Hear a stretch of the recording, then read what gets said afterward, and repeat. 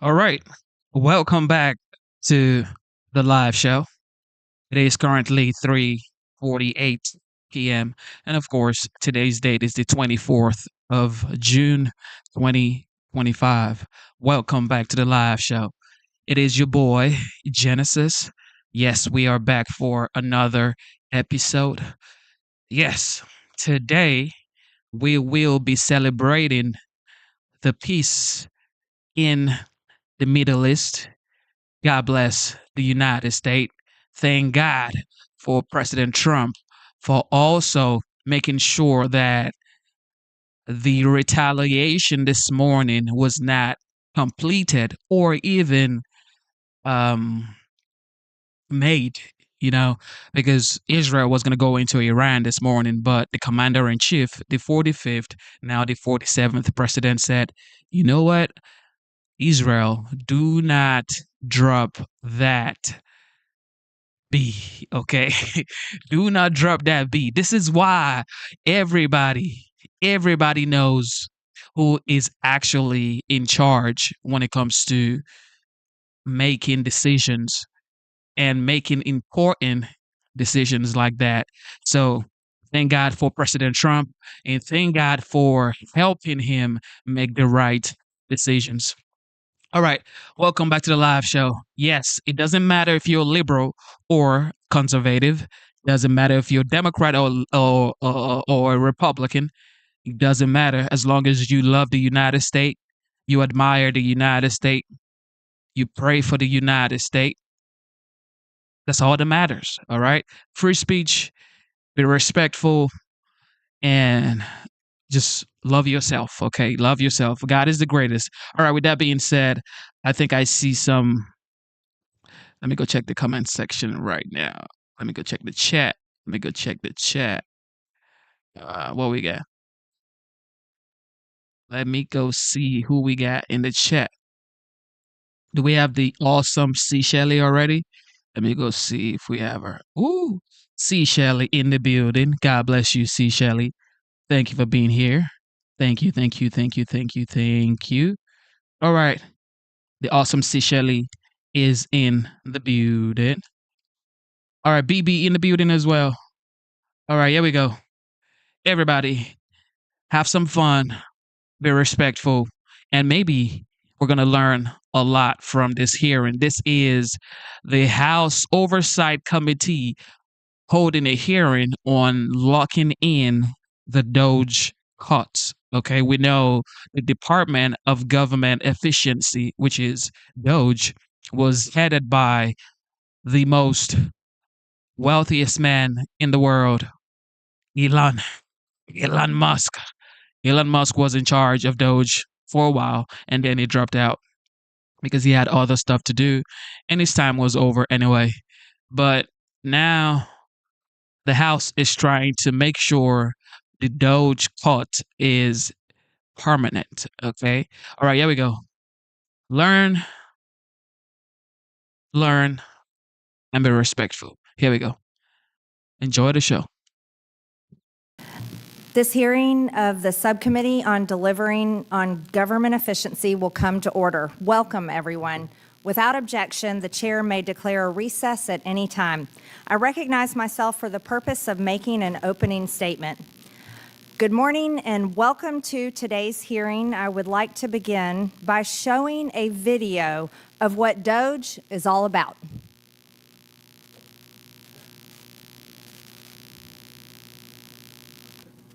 We know and we have worked to give the American people a smaller, less bureaucratic government in Washington. And we have to give the American people one that lives within its means. The era of big government is over. The steps we're taking today will save the American taxpayers $9 billion. And ordered federal agencies to cut billions of dollars in administrative costs and to trim 100,000 federal positions by attrition. This report tells us how to cut waste, cut red tape, streamline the bureaucracy, change procurement rules, change the personnel rules, and create a government that works better and costs less. We'll consolidate departments. We'll get rid of duplicate departments. We'll allow competition to bring about better service at lower cost. We can downsize government by 12%, reducing the bureaucracy by 252,000 positions. Everyone knows that getting rid of the deficit will require some tough decisions. And that includes cutting back on billions of dollars in programs that a lot of people care about. But what should be easy is getting rid of the pointless waste and stupid spending that doesn't benefit anybody. You're paying for thousands of buildings all across the country no one uses. Now, the government hadn't been able to sell this building and others like it because of red tape. We thought that it was entirely appropriate for our governments and our agencies to try to root out waste, large and small, in a systematic way. And in September, Joe convened the cabinet and has really pushed them hard in finding savings across all our agencies. We need to step up our game. We need to go after every dime. We need to make government work for you. That's why, starting today, I've asked the Vice President to lead a renewed effort to hunt down misspent tax dollars in every agency and department of this government. We're not just eliminating fraud and waste. We hope to be instilling an entire new culture that not only our administration, but every succeeding administration will in fact pursue. We're going to give you the government you expect and deserve. I certainly wish that my Democrat colleagues felt the same as their former Democrat leaders felt and worked to try to reduce our deficit and reduce the size of our government. Unfortunately, these former Democrat leaders failed at what they were saying they were trying to do. But today's Doge and Doge subcommittee is actually delivering on those exact promises, and we are delivering the results. It's too bad that my Democrat colleagues constantly mock Doge, attack Doge, criticize Doge, and criticize the hardworking people in Doge. They also attack this committee and attack what we're all about. But that's today's Democrat Party. They're for big government, big spending, and doing nothing for the American people. They're America last. This subcommittee has highlighted where Doge has staunched the flow of waste, fraud, and abuse in federal spending. Doge drove the administration to turn off the spending faucet that was pouring out billions of dollars to corrupt anti-American NGOs, to illegal DEI programs, and to a vast array of wasteful, unnecessary federal grants, contracts, leases, and personnel. President Trump drove this massive effort by creating Doge via executive order on Inauguration Day. He then issued a series of White House directives empowering Doge teams to work with agency leaders government-wide in an unprecedented effort to root out wasteful spending using all means at their disposal. And that effort has borne fruit. The Doge website identifies $180 billion in savings achieved in just a matter of months. We need to make sure we lock in those savings. It should be the first installment we pay on our nation's $37 trillion debt. We need to tackle that debt on behalf of our children and future generations. That's why Congress needs to act. Doge has shown how our government can cost less and deliver more. It's shown how we can turn off the faucet. It's shown we don't need to spend all the dollars that Congress appropriated for this year. Congress can reverse that unnecessary spending by rescinding dollars it's appropriated. That's why the administration recently sent a $9 billion rescission request to Congress. By the way, you just saw Democrats on that video talking about saving $9 billion. Republicans just delivered on that. It would prevent dollars, our $9 billion rescission would prevent dollars from going to corrupt international organizations, to woke NGOs, to NPR, and to PBS. The House adopted the legislation earlier this month, H.R. 4, the Rescission Act of 2025. But we need to do more, much more. $9 billion is just the tip of the iceberg of the waste that Doge has identified, and of the spending that the administration has paused or shut off.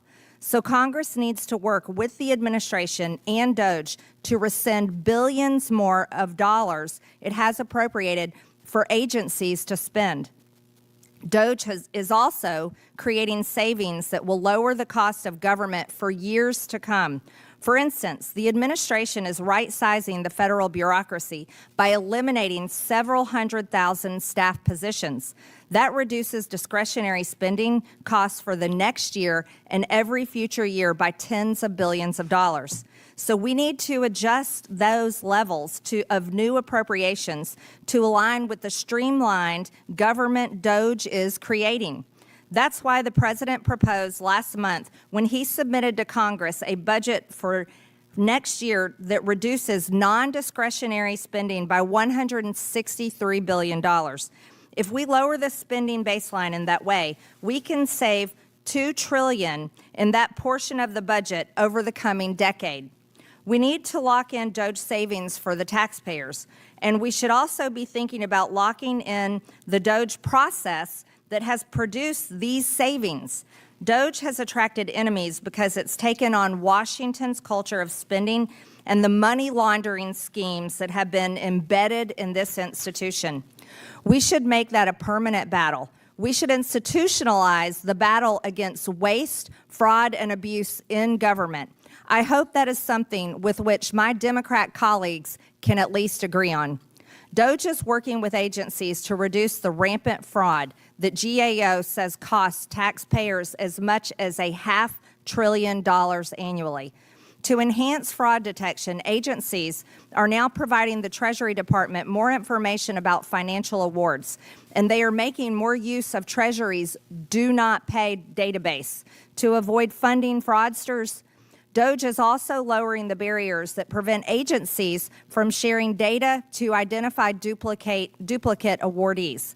What's more, Doge has pioneered what the president calls radical transparency concerning wasteful spending. The Doge website and individual federal agency sites continually update for public view the specific grants, contracts, leases, and other payments that they are flagging for termination. This is how you change the culture of spending. And with that, I yield to Ranking Member Stansbury for her opening statement. All right. Well, good morning, everyone. Welcome to the Doge Subcommittee.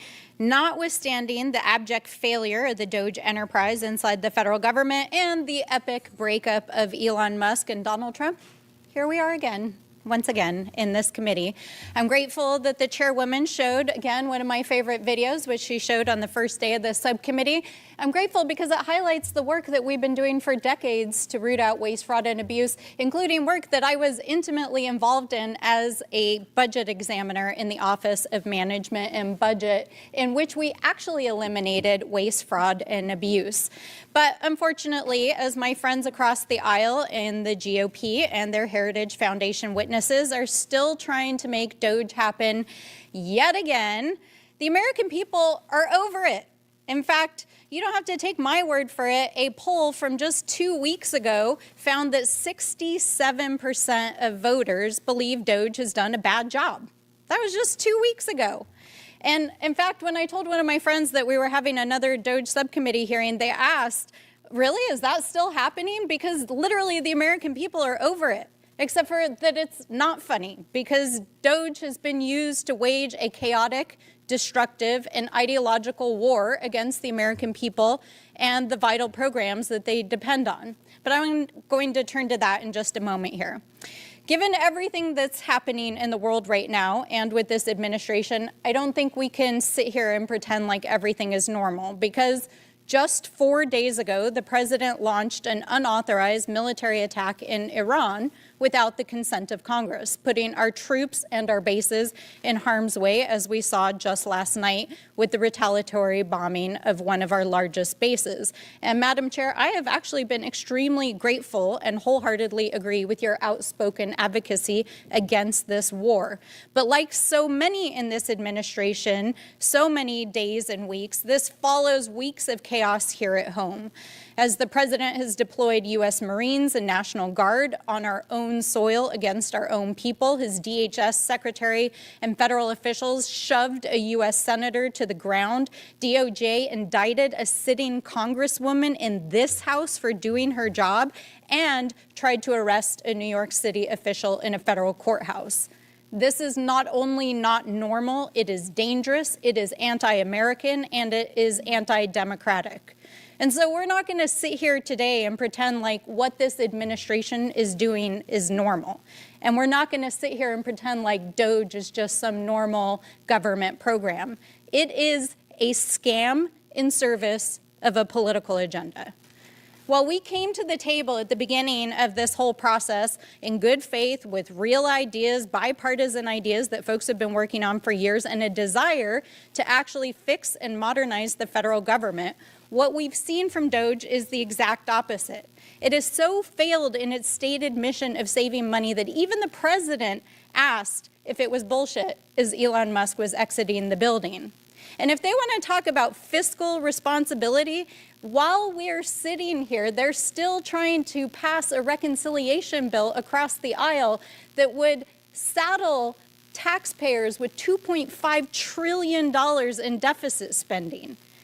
And in the last few weeks, reports have revealed that Doge may actually have cost the federal government more than it actually saved because of the mass firings, dismantled agencies, stolen data, lawsuits, agencies in chaos, agencies that are not able to do their basic operational duties. This is not efficiency. This is a scam. And that's not even to mention the completely reckless and needless suffering that Doge has caused. We're talking about millions of children and people across the planet who no longer will have access to food and medicine because of the very $9 billion rescission package that was just discussed. Thousands of veterans and public service servants here at home whose lives have been shattered, and millions of Americans who've been impacted by the gutting of vital programs, including staffing at Social Security. And now they're here today to try to make the case for making it permanent. Are you serious?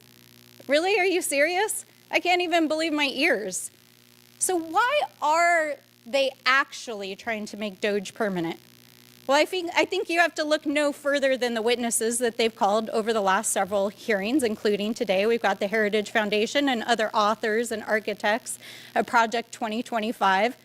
And so we have to be real about what this is actually about. It's not about efficiency. It's about a political agenda, an ideological agenda, about remaking the U.S. government, about remaking our economy and our society in line with a hyper-conservative worldview that is so unpopular that even Donald Trump tried to distance himself from Project 2025 during the campaign. And now he's hired over 70 officials to try to enact it. And now they're trying to use this committee to make the case.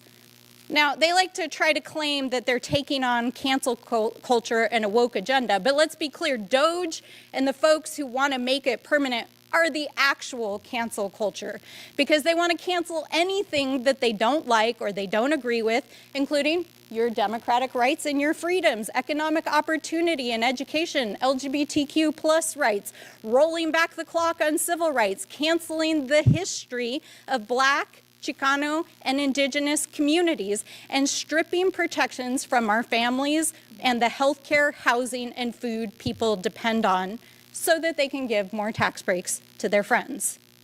But this is all part of a wider agenda that is now seeking to apply political purity tests to government programs and services, including both federal employment and, yes, veteran services. Let me repeat that again. Even veterans benefits. They want to apply political purity tests to your VA benefits. Folks, this is not about efficiency. This is about eroding and privatizing our institutions, gutting programs that keep our people and our country safe. It's about rewriting history and remaking society to take us back decades, if not centuries. In short, it's about making this country less free, less democratic, less prosperous, and frankly, consolidating power under Trump and his allies who are becoming increasingly dangerous, ideological, and yes, autocratic. So we have to be clear-eyed about what is actually going on. Because this administration and its allies, if they are willing to arrest and indict elected officials who are just doing their jobs, including a U.S. senator and a U.S. congresswoman, what will they do if we let them get away with it? We cannot and we will not remain silent. We have to continue to speak up, to speak out, and continue to stand together. I yield back. Without objection, Representative Sue Brahmanyam of Virginia is waived on to the subcommittee for the purpose of questioning the witnesses at today's subcommittee hearing. I am pleased to introduce our witnesses today. Matthew Dickerson is the Director of Budget Policy at the Economic Policy Innovation Center. He is recognized as an expert on fiscal policy issues, including the budget, appropriations, and entitlement reform, and served as a senior policy advisor on the House Budget Committee. David Burton is a senior fellow in economic policy at the Heritage Foundation's Thomas A. Rowe Institute for Economic Policy Studies. He is widely regarded for his deep knowledge in issues such as entrepreneurship, financial privacy, tax matters, and regulatory and administrative law. Dan Lips is a senior fellow at the Foundation for American Innovation. He has more than 20 years of experience in public policy, including with the Senate Government Affairs Committee.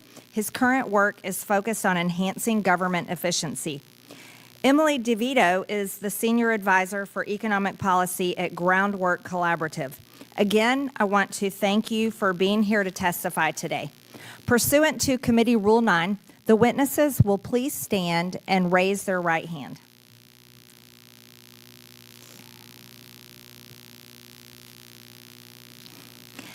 Do you solemnly swear or affirm that the testimony you are about to give is the truth, the whole truth, and nothing but the truth, so help you God? Let the record show that the witnesses answered in the affirmative. Thank you, and you may take a seat. We appreciate you being here today and look forward to your testimony. Let me remind the witnesses that we have read your written statement, and they will appear in full in the hearing record. Please limit your oral statement to 5 minutes. As a reminder, please press the button on the microphone in front of you so that it is on and the members can hear you. When you begin to speak, the light in front of you will turn green. After 4 minutes, the light will turn yellow. When the red light comes on, your 5 minutes have expired, and we would ask that you please wrap it up. I now recognize Mr. Dickerson for his opening statement.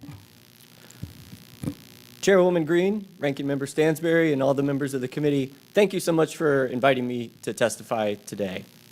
The fiscal state of our nation is deteriorating, and unsustainable spending is the problem. Government spending that grows faster than the economy is inherently unsustainable. That's just basic math. Annual spending is now 50% higher than it was in 2019, before the pandemic. The national debt held by the public is now equal to the size of the entire economy. For context, in 1944, the year of D-Day and the Battle of the Bulge, the debt as a percentage of GDP was 86%. After we went into debt to save the world, the federal budget and the debt shrank while the economy grew in the post-World War II decades. But on our current trajectory, the debt is only projected to keep growing. This growing debt risks evaporating the government's fiscal space, which is its capacity to borrow, without undermining debt sustainability or risking a loss of market confidence. This fiscal limit can be considered the government's true debt limit. The fiscal situation was made much worse by 4 years of reckless spending under the Biden administration. The policies of the Biden-Harris administration increased federal spending by $4.7 trillion over just 4 years compared to the projections made by CBO immediately prior. President Biden's executive actions added more than $2 trillion in spending without explicit approval from Congress. The Biden administration spent hundreds of billions of dollars transferring student loan debt to the taxpayers from borrowers. They unilaterally increased food stamp benefits. They gutted Medicaid eligibility verification and many other policies that increased spending. The point of the American system of government, based on hundreds of years of experience under the British Crown, was to restrict the ability of the unilateral expenditure of funds. By asserting the prerogative to spend the taxpayers' money unilaterally without authorization from Congress for this new spending, it can be said that Biden attempted to act as a king.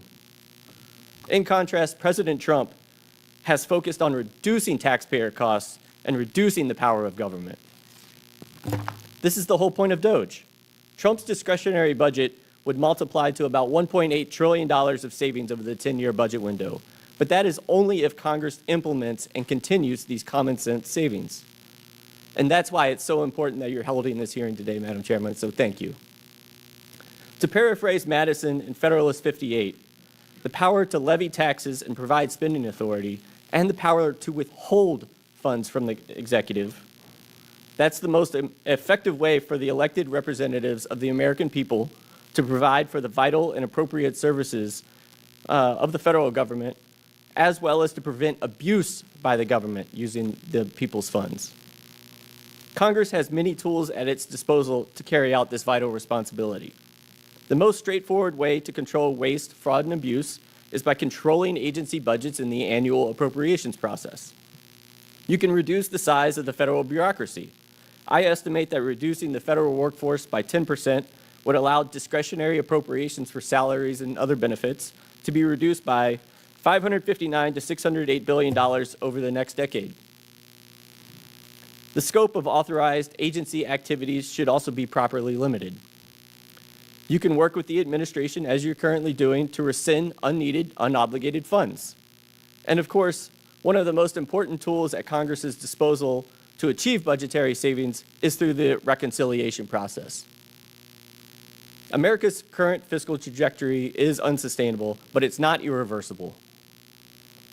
Doge has demonstrated that meaningful savings are, in fact, achievable. By exercising its constitutional power of the purse, controlling appropriations, implementing workforce reforms, rescissions, and reconciliation, Congress can lock in the Doge cuts, safeguard taxpayers, and avert a fiscal crisis. Thank you, and I yield back. The gentleman yields. I now recognize Mr. Burton for his opening statement.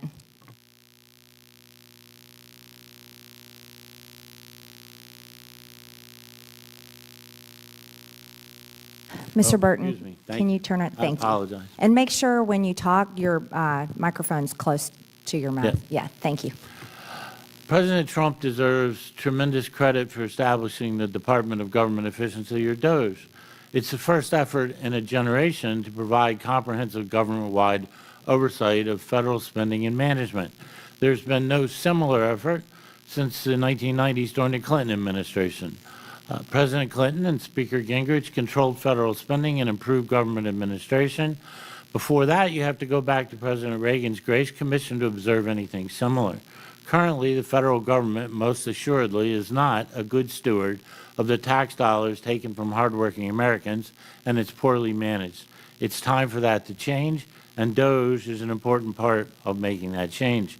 Under President Clinton in 2000, federal spending fell to 17.7% of GDP, the lowest level since 1966. The federal government ran its last surplus in fiscal year 2001, which began during President Clinton's final term. In FY25, federal spending is expected to be about 23.3% of GDP. Thus, the share of the government now consumes of the economy is 32% greater than it was under President Clinton. The budget deficit is expected to be 6% of GDP this fiscal year and continue at that level for a decade. The federal debt is now $29 trillion and is expected to increase to $52 trillion, or 119% of GDP over the next decade. And it's projected to reach a crushing 156% of GDP by 2025. In context, at the final year of President Reagan, it was 39%, and the final year of President Clinton's term, it was 33%. Federal government is on an unsustainable path. The path will lead to sustained suffering among the American people, economic dislocation, and a declining standard of living unless Congress changes that path. No matter what, it's going to end. It can either end by making Congress make dramatic changes to the current fiscal path, or it can end in fiscal calamity. Doge represents an effort to return to fiscal sanity and meaningfully alter our fiscal path. But Doge by itself is not enough, although it's a major step forward towards American renewal. Most of the personnel reductions, grant reductions, and other forms initiated by Doge will not result in actual savings unless Congress takes action through appropriations bills and the accompanying explanatory statements. Doge and the administration can, within certain limits, reprogram spending, implement administrative efficiencies, and rely on statutes authorizing the withholding of expenditures. But ultimately, the Congress is going to have to address entitlements. Let me talk for a second about improper payments. The GAO has estimated since FY 2003, improper payments have been $2.8 trillion, which is nearly a tenth of the national debt. In fiscal year 24, it was $162 billion from at least 16 different agencies. And many commentators think these are gross underestimates.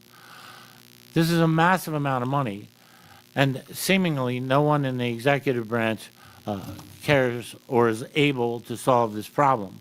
And certainly that is a focus of what Congress and the administration should be about.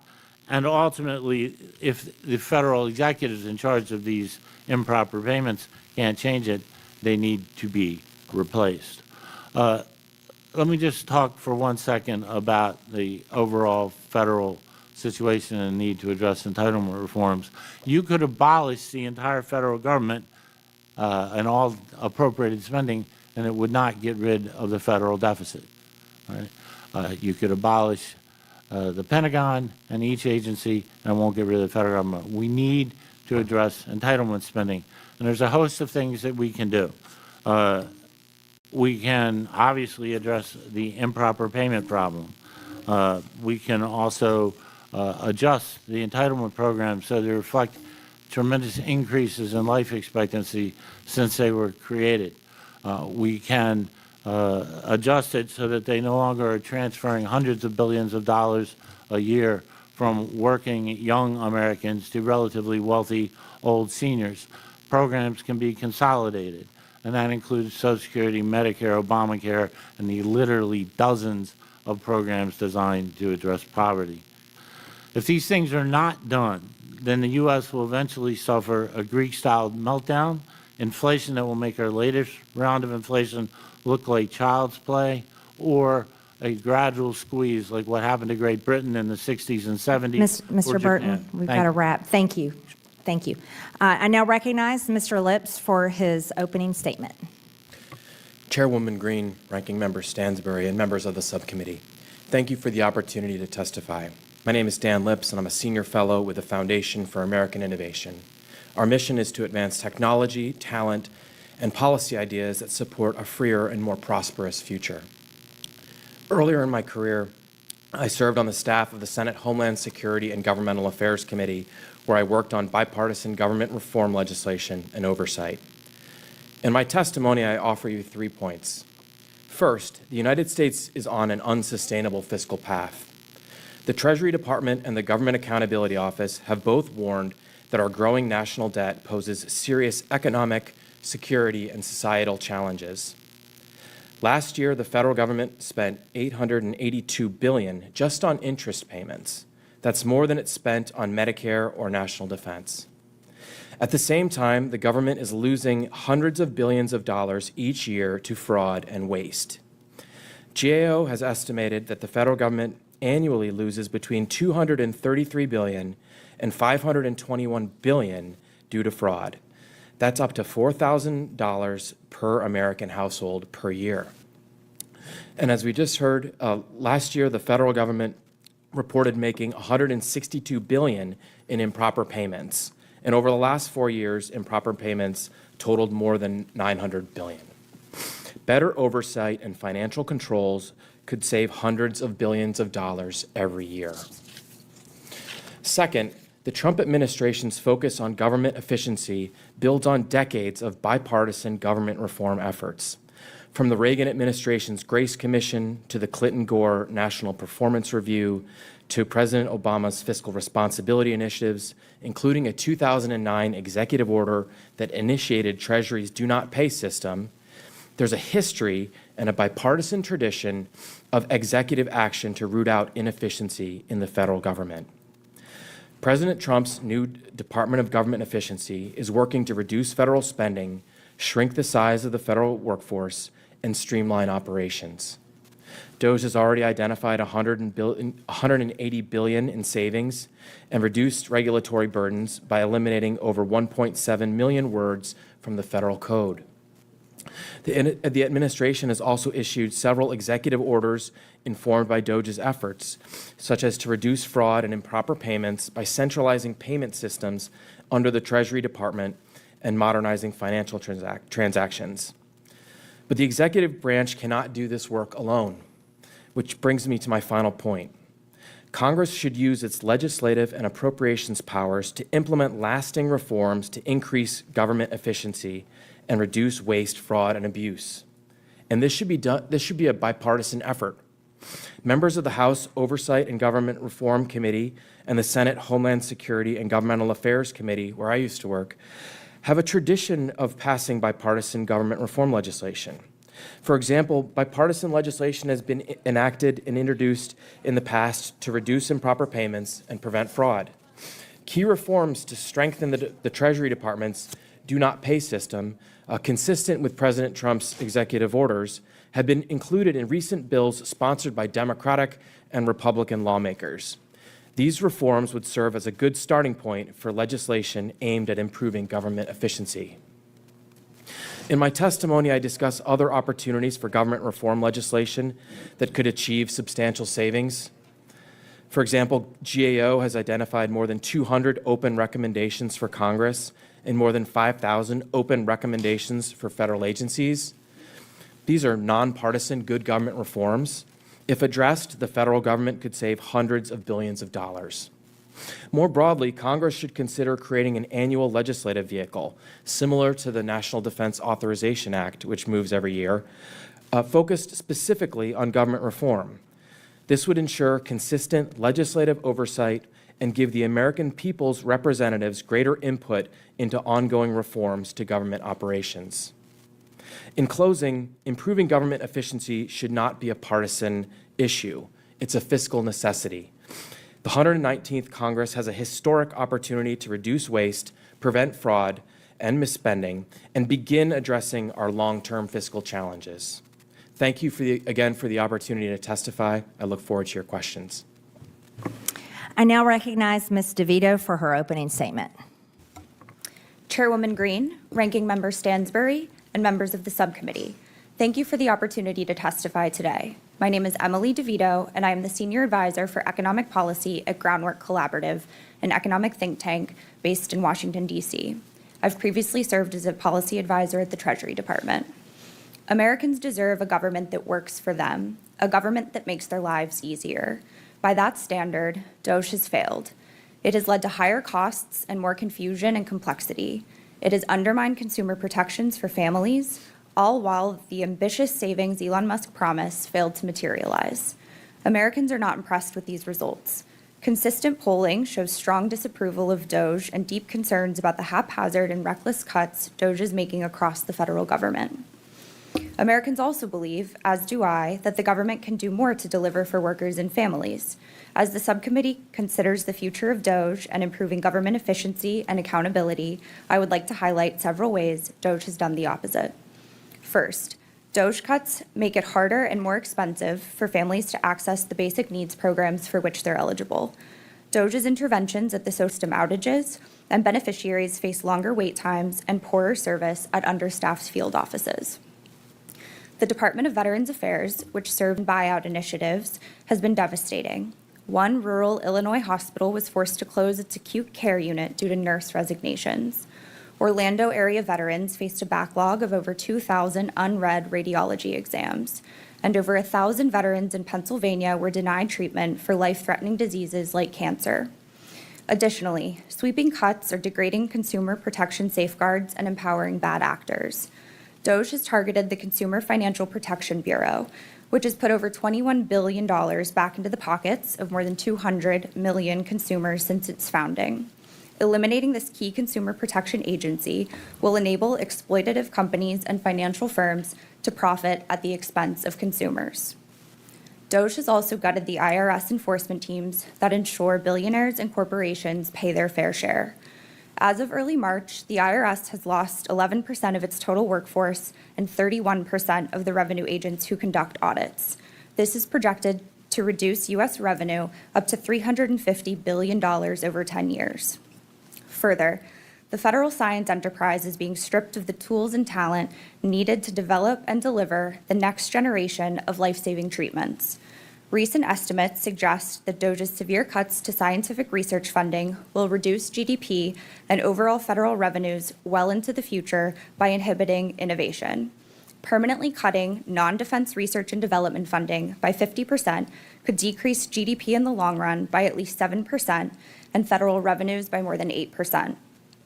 Finally, Doge's funding disruptions to U.S. aid and global health programs have already caused widespread deaths. Estimates suggest that the abrupt termination of public health programs will be responsible for over 360,000 deaths, including 200,000 children. Doge did not generate the $2 trillion in efficiencies that Elon Musk initially called for, or even the $180 billion figure that it now claims. Credible analysis shows that canceled contracts, service cuts, and layoffs may have saved as little as $12 to $15 billion, while total federal spending actually increased year over year. Now that Musk has made his exit, it's clear that Doge didn't deliver more efficiency, just poorer service. Congress is at a crossroads. It can learn from Doge's mistakes, redirect, and get back to the important work of ensuring government works for people and not special interests, or Congress can double down on Doge, cementing the harms that it has caused to families, communities, and our economy. For me, the choice is clear. I encourage leaders in Congress to put this dark episode behind us and deliver a government that works for working families. Thank you, and I look forward to your questions. I now recognize myself for 5 minutes of questions. The Doge website details much of the wasteful spending and it hits the brakes on, and it has an incredible list of top hits. Some of the spending is not just embarrassing, but it is funding actually the genital mutilation of our children, forcing the American taxpayers to pay for it. A $620,000 HHS grant for #Transcendent Health, adapting an LGBT plus inclusive teen prevention program for transgender boys. $620,000 from HHS. It's absurd. This is disgusting, and it facilitates a lie. Here's another one. A $2,000 NIH grant for cross-sex steroid therapy and cardiovascular risk in transgender females. This is another absurd grant that was handed out. A $120,000 NIH grant for personalized 3D avatar tool development for measurement of body perception across gender identities. Here's another absurd grant that, again, tells the lie that there's more than two genders. There's only two, male and female. That's it. Something else that the American people should know about, these radical extremist judges that are playing politics from the bench, a judge ruled that this has to be protected. This is a HHS program for gender-affirming care in young people. Again, the only thing that affirms gender is the fact that there's only two sexes, male and female, and the American people should never have to pay for that lie. Ms. DeVito, in your testimony, you talk about so-called failures of Doge in your opinion, but do you support the federal government funding HHS and NIH studies that promote the genital mutilation of children? Do you support forcing Americans to pay for genital mutilation of children?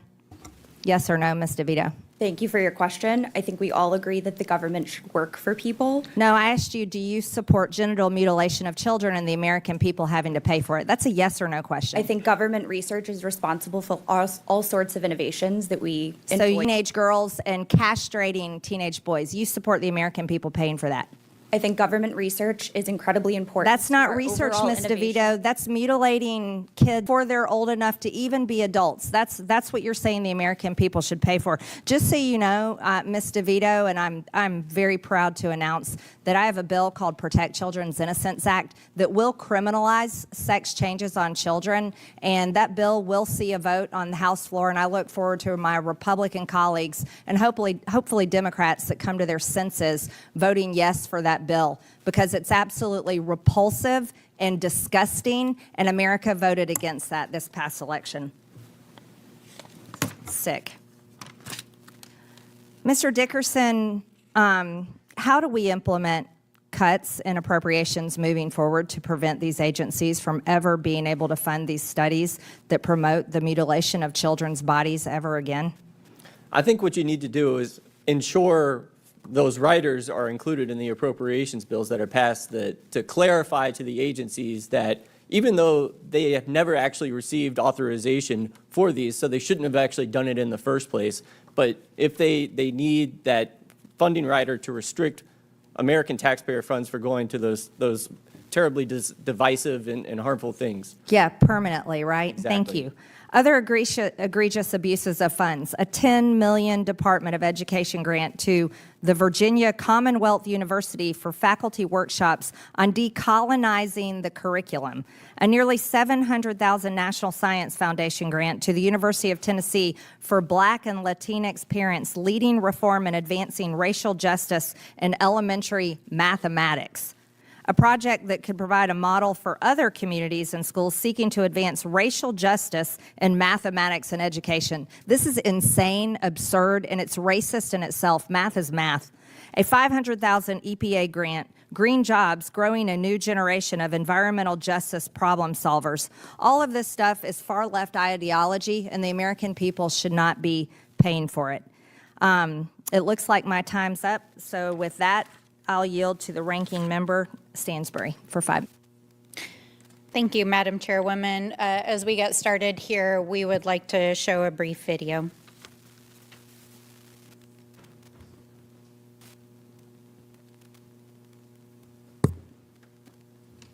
Exaggerate and embellishing. Sir, hands up, hands up.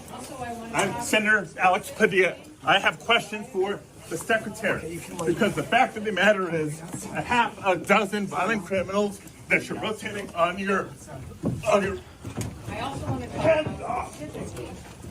how many of our ICE agents have been docked for On the ground. Hands behind your back. Hands behind your back. If you let my hands go, I put them behind my back. All right. Cool. One hand. Lay flat. Lay flat. Other hand, sir. Other hand.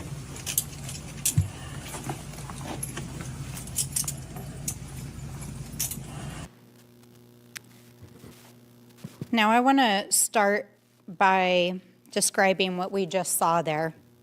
For any of the American people out there who have not seen this video yet, that is United States Senator Alex Padilla being handcuffed in a federal building after self-identifying as a United States Senator at a cabinet secretary's DHS public press conference. This happened 2 weeks ago. A few days later, they tried to arrest a New York City official in a federal courthouse. A few days after that, there was a politically motivated assassination of a state legislator in Minnesota. This is not normal. This is the sign of an authoritarian approach to governance that is threatening our democracy and our people. So we can sit here today and debate government efficiency. We can sit here and listen to lies from both our colleagues and from witnesses about what has been done by former and current administrations. But what is happening in this country right now is not normal.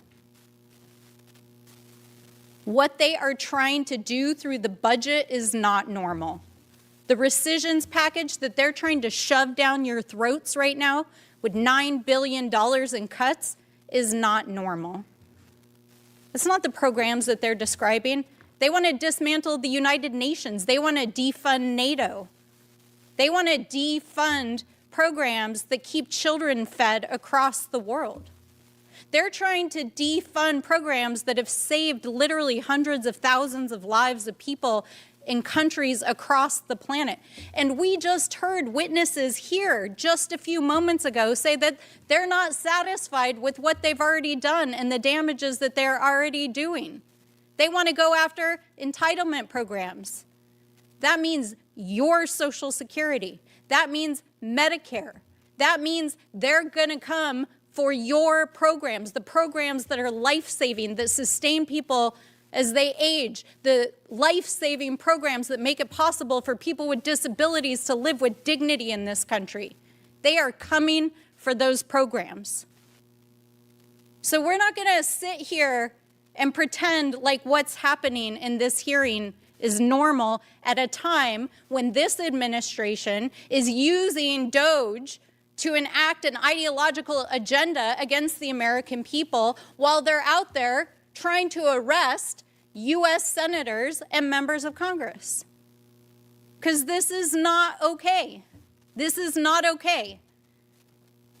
We all agree the government should be more efficient. We all agree that we should cut waste. We all agree that there should be bipartisan pathways forward to make the government operate in a modern manner. But that's not what this enterprise is all about. This enterprise is about consolidating power and endangering the lives of people that they disagree with, including people who ask questions doing their jobs in public settings. And if they will do that to a United States senator, what will they do to the rest of us? So we're not going to sit here today and normalize this behavior. We're just not. We're just not going to do that. And with that, I yield back. I strongly support law enforcement for protecting the Secretary of Homeland. I wouldn't recognize Senator Padilla if he walked in this room. I now recognize Mr. Timmons from South Carolina for 5 minutes. Thank you, Madam Chairwoman. We have $37 trillion in debt. We have a $1.8 trillion annual deficit. The fact that this is a partisan issue and the fact that my colleagues across the aisle are not taking this seriously is really frustrating. It's really, really frustrating. We haven't even talked about Social Security, which goes into austerity measures. My constituents and your constituents all over this country will receive 21% less if we do not save Social Security. These are just facts. This is just math. So we have to do our job here. We have to do our job here.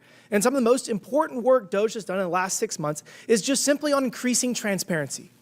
Their website shows the public how taxpayer funds are actually being distributed and justified on a daily basis. The Doge initiative has shown that enhanced payment tracking and upfront verification can eliminate billions in waste. And we must make these practices standard, not exceptional. Tens of billions of dollars are lost each year to improper payments across Medicaid, unemployment insurance, SNAP, housing assistance, and more. Most people do not realize that there are 17 means-tested social safety nets that total more than $1.5 trillion in annual government spending. And a good portion of these are improper payments. And it is simply due to lax or outdated income verification processes. So all these different social safety nets that we appropriately provide to Americans, they require that you have an income threshold that you do not meet. And we tell the states that they have leeway in how to do that, but it's a patchwork framework and it's all antiquated. Certain states require pay stubs, W-2s, other income documents to the IRS. It's just simply not enough. This is 2025. Technology can solve this problem. We should be leveraging all income sources in real time and continuously to verify eligibility for federal benefit programs. No more pay and chase, no more hoping the paperwork matches up months later, and no more guesswork. Shockingly, in the big, beautiful bill, the House proposal to simply require states to confirm eligibility twice a year instead of only once resulted in $11 billion in savings. What if we confirmed income eligibility in real time? That's why I introduced H.R. 1755, the Timely and Accurate Benefits Act, or TABS Act, to require states to adopt enhanced income verification across their federal benefits programs to get people the benefits they deserve faster, and to stop payments to those who no longer qualify immediately. Now let's zoom out. Income verification is one example of a broader problem. Federal agencies are swimming in waste, fraud, abuse, and redundancy, and thanks to Doge, we now have a public-facing receipt book of over $180 billion in identified savings. From unnecessary grants to absurd leases to federal offices with no measurable output, Doge is shining a light on the insane bloat of our frivolous spending. And again, this is critical work that must be done. We have $37 trillion in debt and run a $1.8 trillion annual deficit. Our social safety nets will fail if we do not make appropriate changes to save them. Mr. Lips, Doge is attempting to overcome barriers to data sharing among and within agencies to enhance fraud detection. Isn't the inability to cross-check databases a problem historically in identifying fraudsters? Absolutely, and thank you for the question, Congressman. It's important to look at the history around improper payments. That there was an executive order issued by President Obama establishing the do not pay system that the Treasury Department has been using to try and increase verification and tighten controls over federal payments. But that was more than 15 years ago, and we've seen hundreds of billions of dollars of improper payments reported annually over those past 15 years. It's important to know that the Treasury Department has been asking for help, asking for the ability to share information. A long time ago, the Social Security Administration couldn't share information about deceased Americans with the Treasury Department. That stopped for a few years. They can now do that. But there's a lot more that can be done to share information between agencies to stop fraud and prevent improper payments. There have been bills introduced both in the Senate and the House to do that, bills by Republican members and Democratic members. I'm running out of time. Let me finish. So this is not a maybe. This is a must piece of legislation. We cannot continue down this path. My bill came from a Missouri pilot program that resulted in 17% savings. 17% of just Medicaid is $140 billion annually. 17% across all social safety nets that are means tested is $250 billion. We are running out of time. We got to pass these pieces of legislation. We got to use technology to make sure that we're being efficient with our tax dollars. With that, Madam Chair, I yield back. The gentleman yields. I now recognize Ms. Norton of Washington, D.C. for 5 minutes. Thank you, Madam Chair. Federal workers are essential not just to the fabric of the District of Columbia, but to the functioning of the federal government and, in turn, to the well-being of every American. Federal workers make sure that Social Security checks go out on time. They provide health care to our veterans. They make sure planes land safely. They make sure food and drinking water is safe.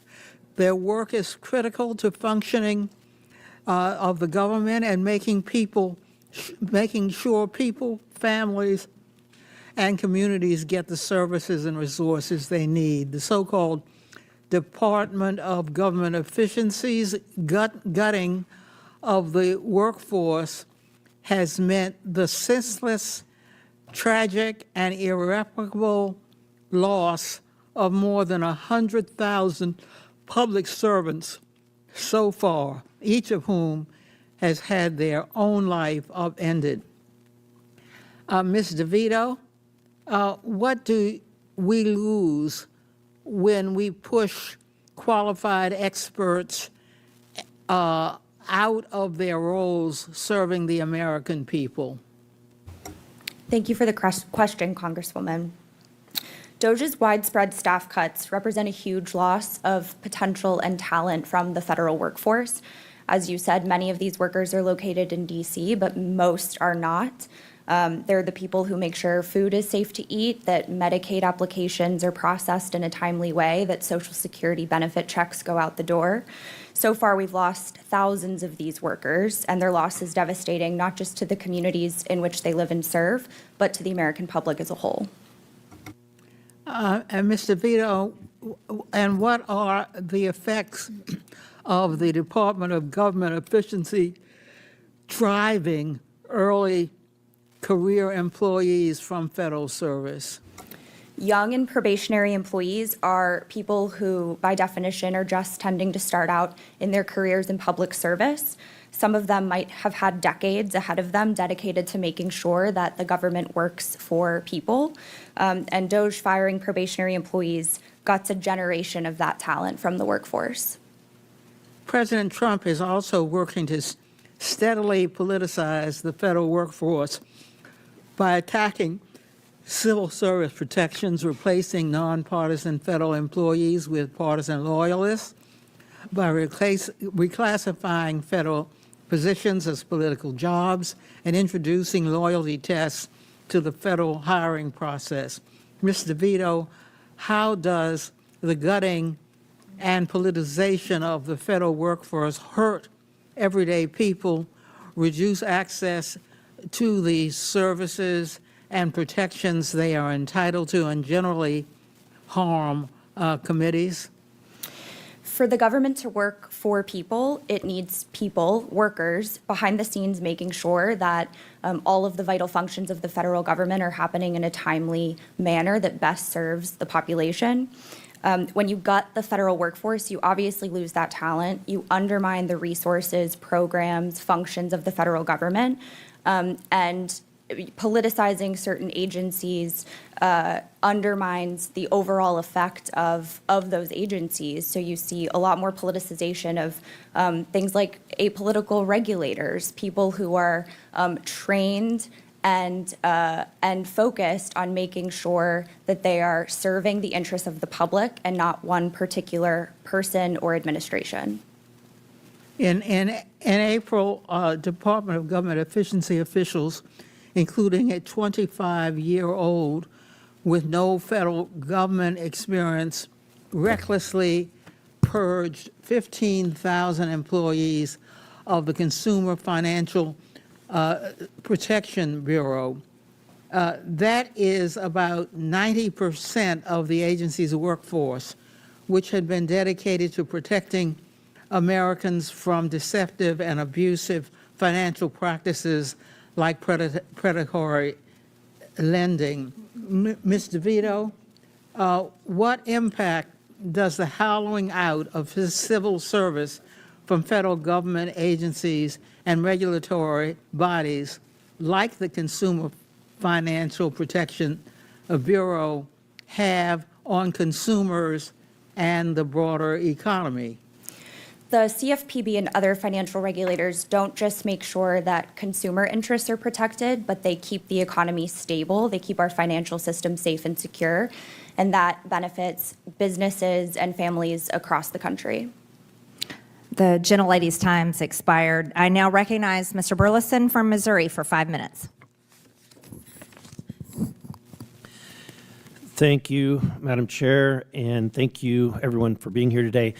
I, like everyone in my constituents, are fed up with watching Washington squander their money on frivolous programs and bloated bureaucracies, which is why the Department of Government Efficiency was the most exciting thing that when I went back home and talked to constituents about. It's the most exciting thing that was happening with this administration.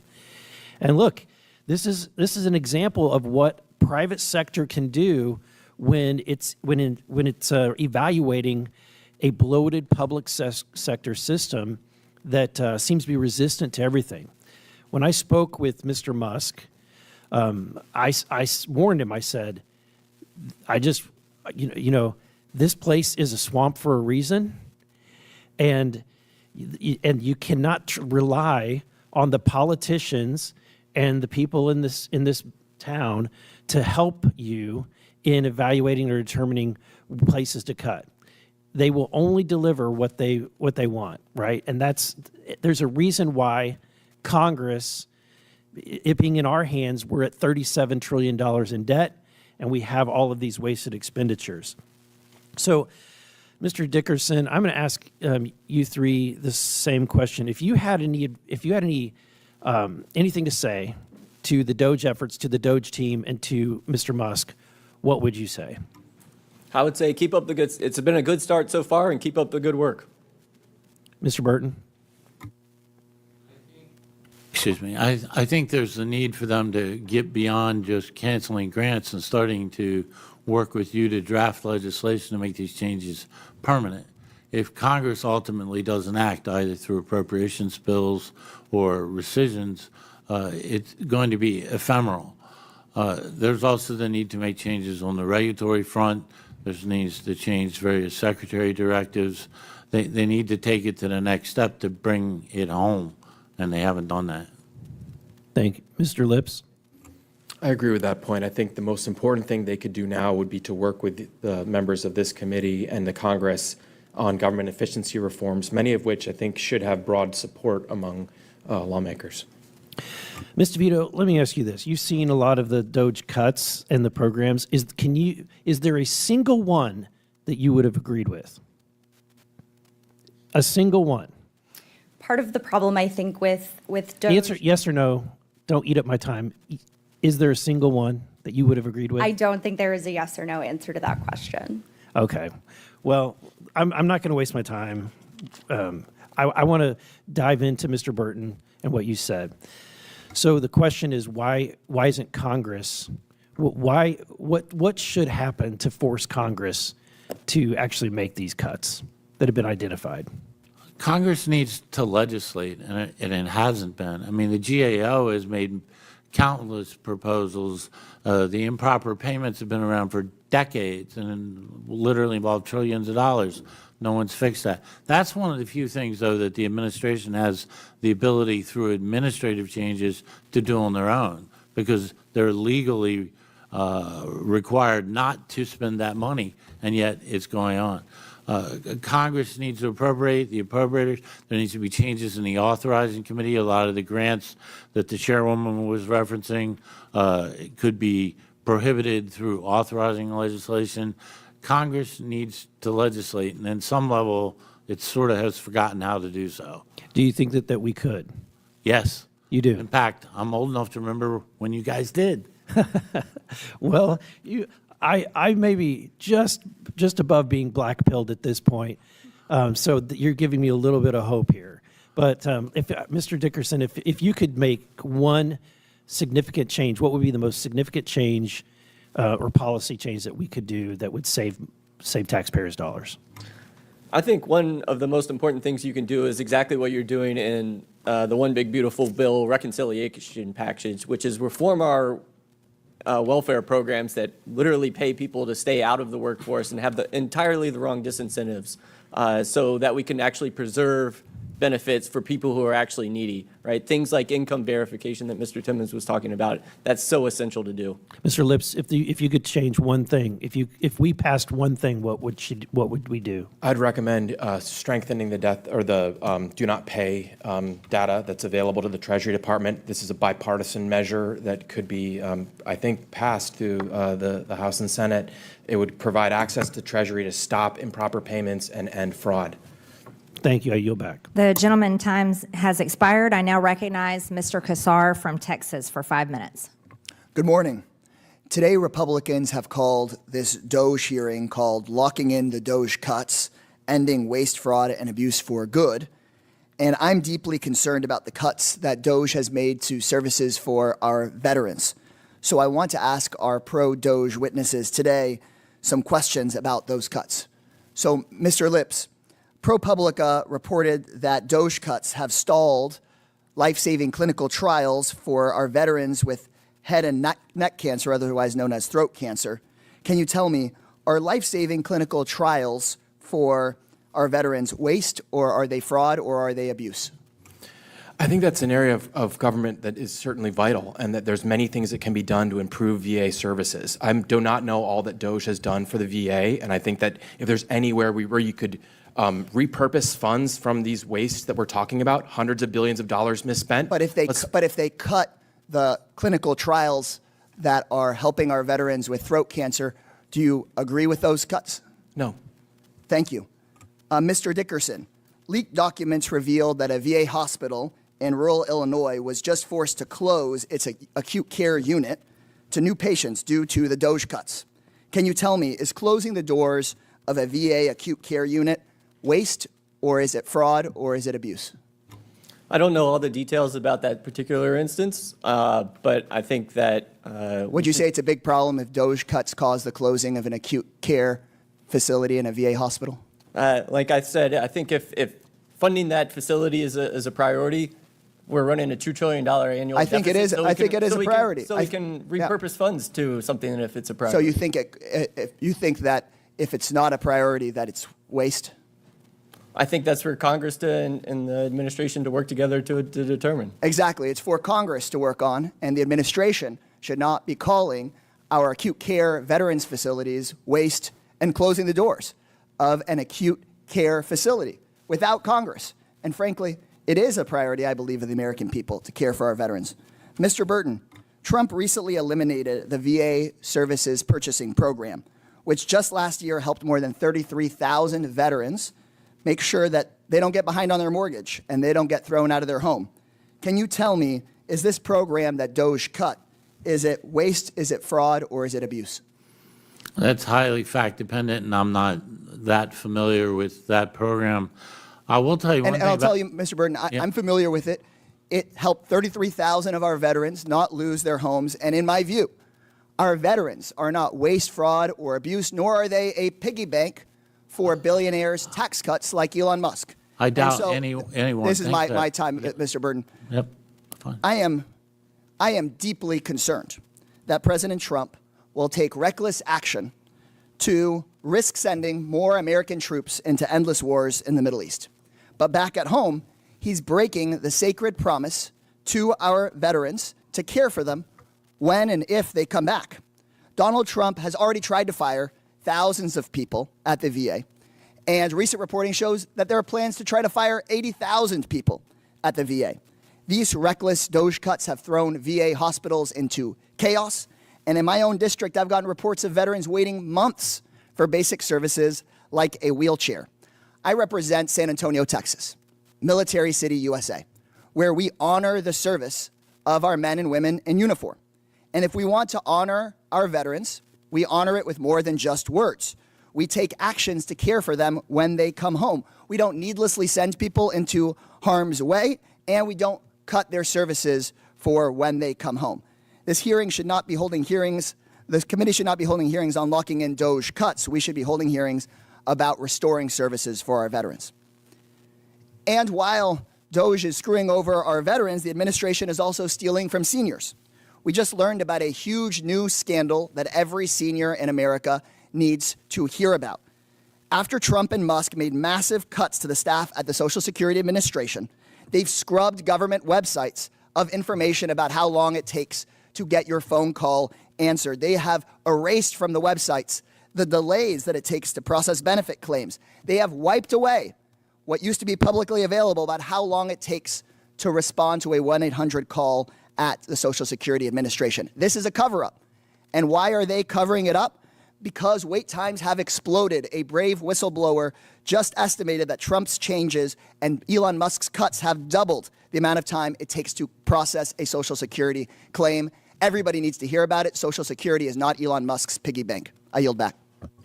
The gentleman yields. No one loves Chair. veterans more than President Trump, and he's made that apparent. That's why he's working for peace Madam Chair, right Madam now. Chair, it's not your time right now. I'm the chair of this committee. That's not how I'm the chair. parliamentary procedure works. You're not Madam recognized, Ms. Chairwoman. Stanberry. You're not recognized. recognized either. You can't just speak anytime you want. I'm the That's chair of not this how committee. That's not how it Ms. works. Stansbury, Madam- you're not recognized. Madam Chairwoman, that is not how Ms. Stansbury, you're not recognized. all day, but that's not how Ms. Stansbury, you're not parliamentary- recognized. We're going to get you a Robert's Ms. Rules of Stansbury, Order you're and not. the committee- Point of Ms. order. Stansbury, that you're you not can- recognized. so that Point you of can order. Understand parliamentary procedure. Point of order. Okay. Point of order. All right, Madam Chair, calm down. Let's move on. Ms. Stansbury, you're not recognized.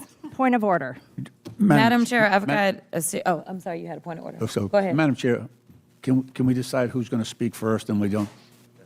Absolutely. I'm the chair of this committee, and Mr. I know Gill, that, Mr. but- Gill from Texas There is you go. recognized for 5 minutes. There So, you go. Madam Chair, I had unanimous consent. I was trying to. Without objection. Thank you so much. This is from Citizens for Responsible Reporting. Doge's big illusion, the heavy cost of Trump administration's so-called cuts. I have another one. Trump administration scrambles to rehire key federal workers after Doge firing. That's 4 hours ago. I have another one. How will we know if Doge is succeeding? I have another one. How the Trump administration's Doge cuts are harming women. I have another one. How Trump's Doge cuts package could put GOP in a bind. I have more, but I'll do them later. Thank you. Without objection, so ordered. I now recognize Mr. Gill from Texas for 5 minutes. Thank you, Madam Chair. It never gets boring in here. And I'd like to say thank you to the witnesses for being here and for taking the time. Ms. DeVito, thank you for coming here. In your testimony, you said that Americans deserve a government that works for them, a government that makes their lives easier and more secure. Is that correct? Yes, sir. Great. I'd like to read through a couple of the grants that Doge has pulled back, and I'd like to get your take on them. They pulled back a $1.5 million NIH grant to Morehouse College. It was called the Center to Advance Reproductive Justice and Behavioral Health among Black, pregnant / postpartum women and birthing people. Do you think that that makes Americans' lives easier and more secure? I think that medical and scientific research of all types. Do you think that that constitutes critical research? According to your testimony, NIH grants are critical research? I think that government research of all types in the medical. Including of birthing people?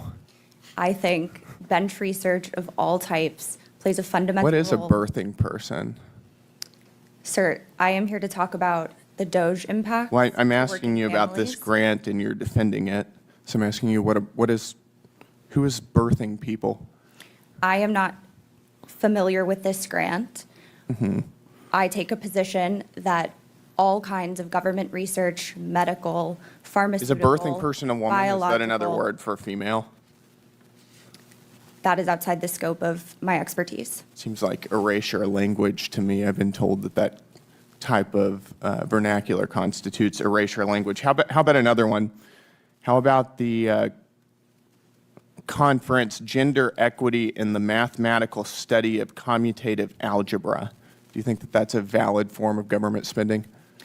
I think mathematical research of all types is deserving of government. What about studying, and this is directly from the National Science Foundation's website, women and non-binary mathematicians? Again, I think all kinds of government investment should be dedicated toward mathematical. All kinds of government investment. You don't have any kind of limit on what we're spending our money on? Just everything? Is that your testimony?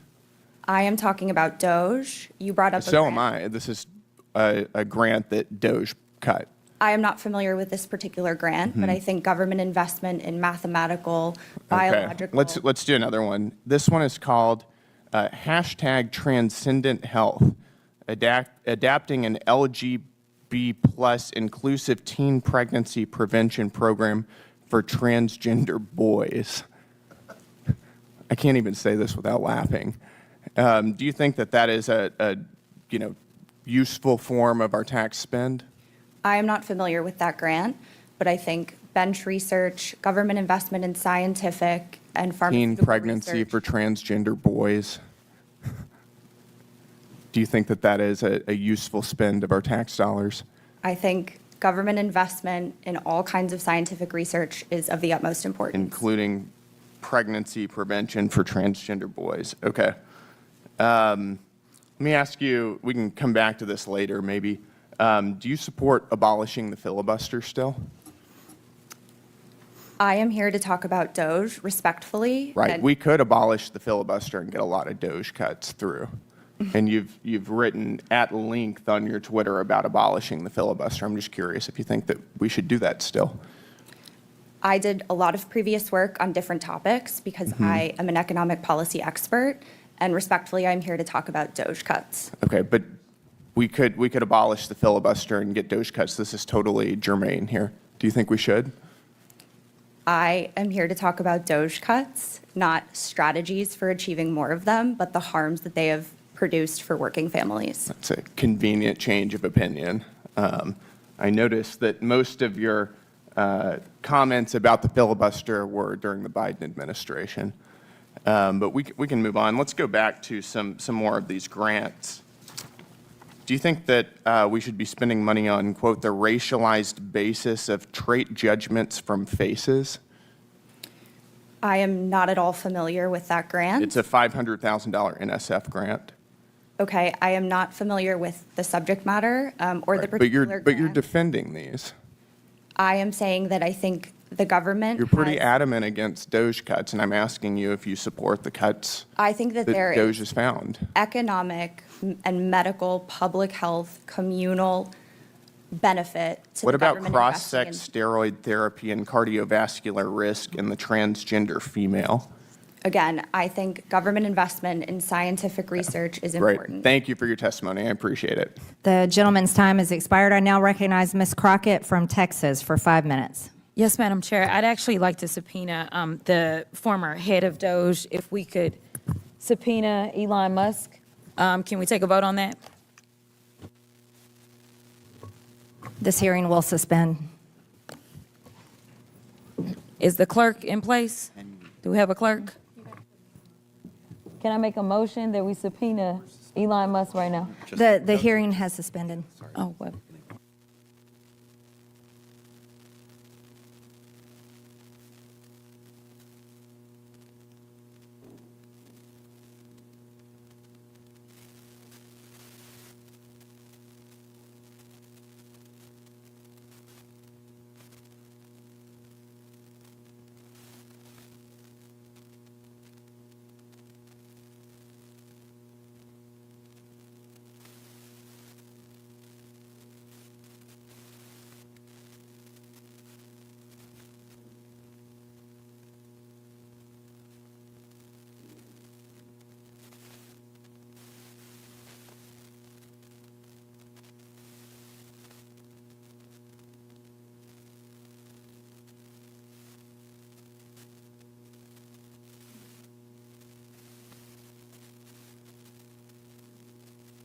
Point of order, Madam Chair.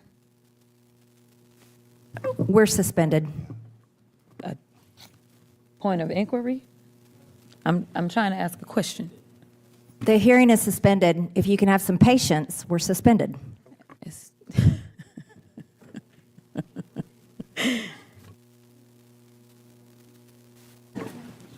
The hearing will now resume. Ms. Crockett, do you have a motion?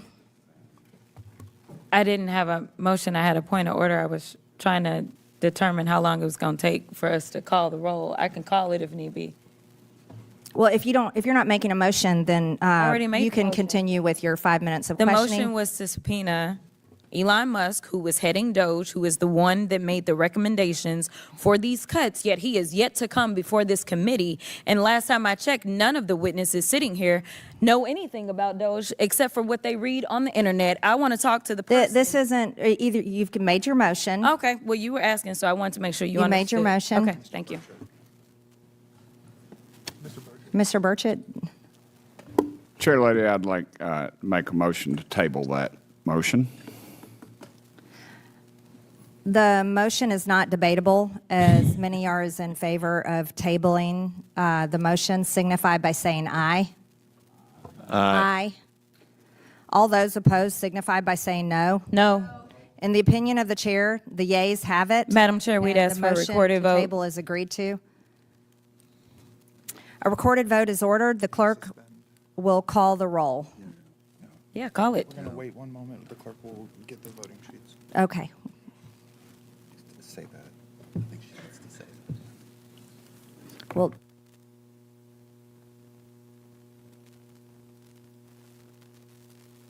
yes, the clerk will prepare for the vote, and then we'll go from there.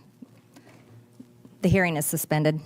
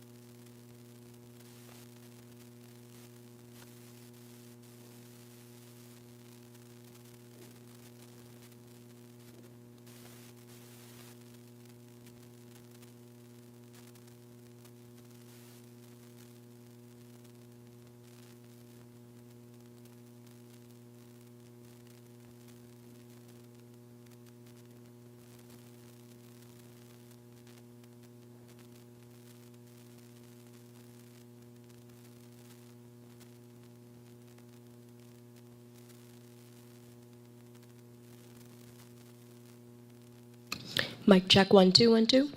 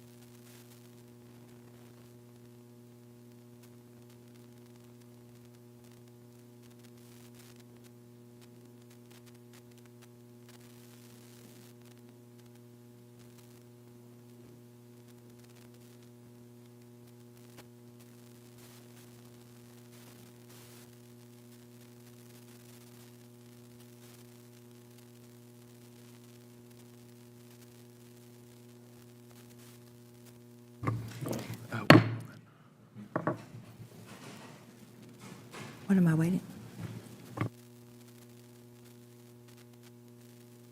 Recorded vote is ordered. The hearing will resume. A recorded vote is ordered. The clerk will call the roll. Mr. Cloud. No. Mr. Yes, to table. Mr. Cloud votes yes. Mr. Fallon. Mr. Timmons. Mr. Timmons votes yes.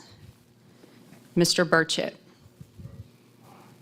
Mr. Burchett votes aye. Mr. Burleson. Mr. Jack. Aye. Mr. Jack votes aye. Mr. Gill. Mr. Gill votes aye. Ms. Stansberry. Ms. Norton. Mr. Lynch. Mr. Lynch votes no. Mr. Garcia. Mr. Kassar. Mr. Crockett, or Ms. Crockett. No. Ms. Green. Yes to table.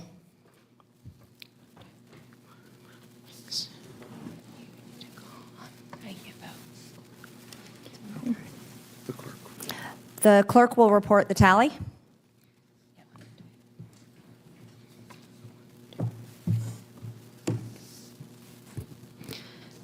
Madam Chair, the ayes are yes, the noes are 4. The yeas have it, and the motion to table is agreed to. The committee will now resume.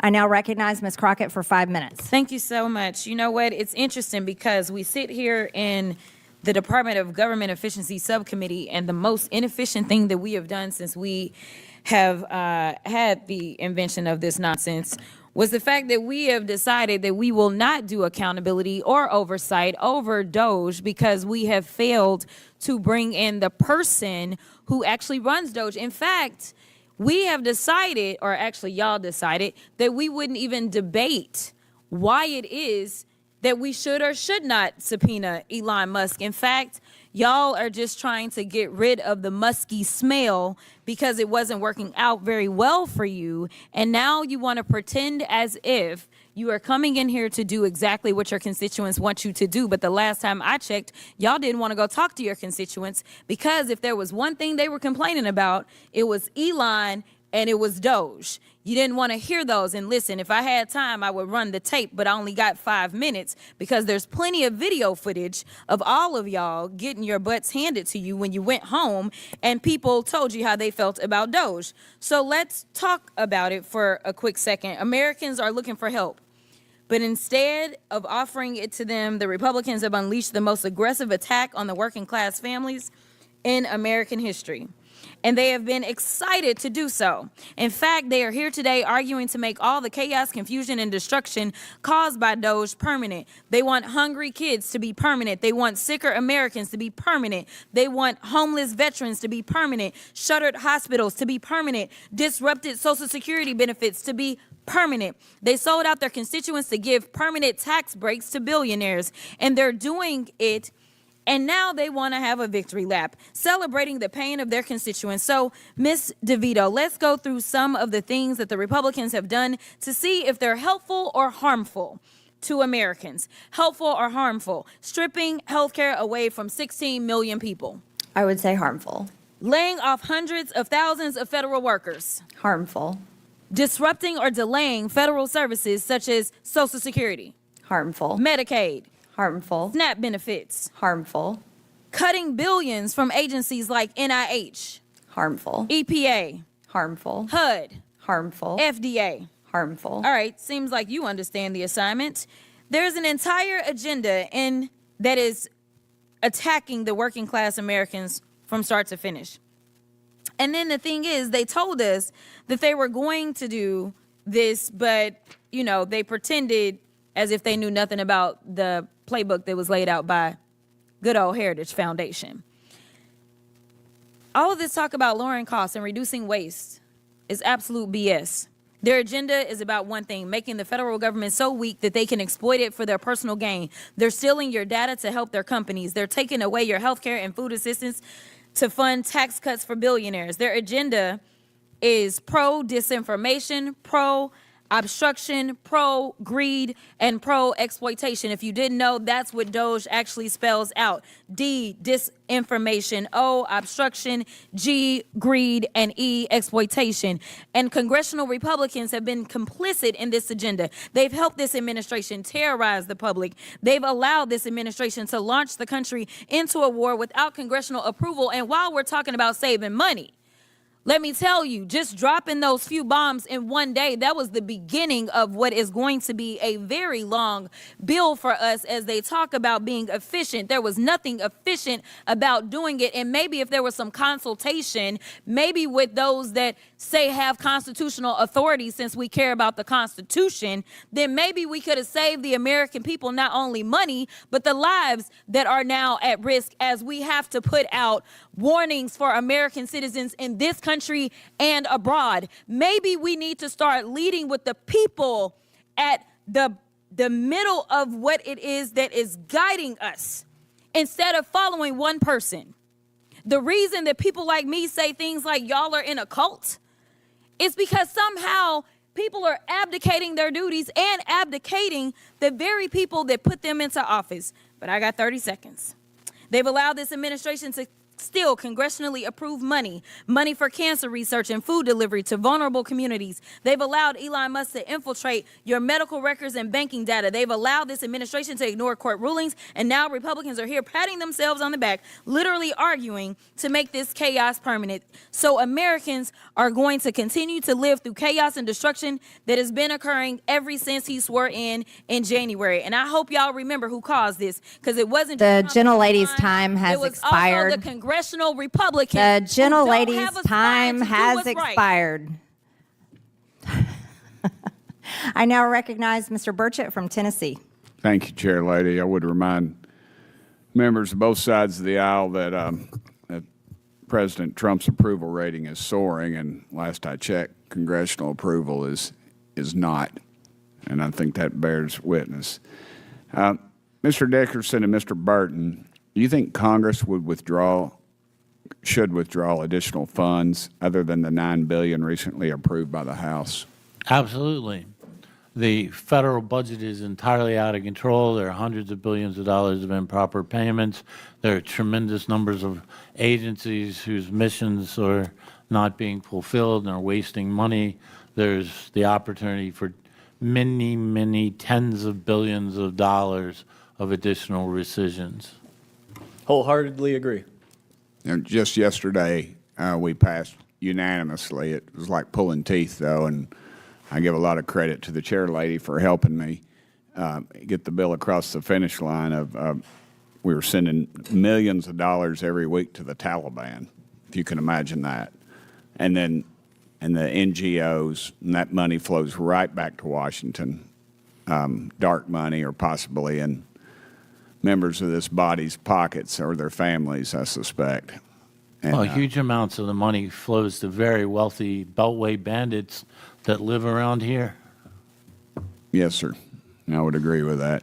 What other programs and activities should be looked at for additional cuts? I think there's a whole host of things that you can look at to fix the federal budget. For example, Congress has allowed the Biden administration to spend billions of dollars to facilitate the illegal immigration, for example, in the Migration and Refugee Assistance account, in the DHS Shelter and Services account. That has helped facilitate open borders and transport illegal immigrants all throughout the country into your districts across the country. We spend hundreds of millions of dollars on abortion providers to literally kill American citizens. I think that's a terrible thing. We spend billions of dollars subsidizing green energy research that makes our grid more inefficient. And so there's lots of great examples that we could go on about. The list is extraordinarily long, but the big money is two places, healthcare and entitlements. The United States spends twice as much as a percentage of GDP than the OECD average on healthcare, which is well over $1 trillion we might as well burn because we don't get better health outcomes than major European countries. And then the entitlements, of which there are three major ones, or Medicare, Social Security, and Medicaid, but also Obamacare and dozens of programs, some effective, some not, meant to alleviate poverty. But there's tremendous waste, duplication, and opportunities for savings there. Mr. Lips, I see you itching to get on the mic, and I need to ask you a question, follow up, but you go ahead. Thank you, sir.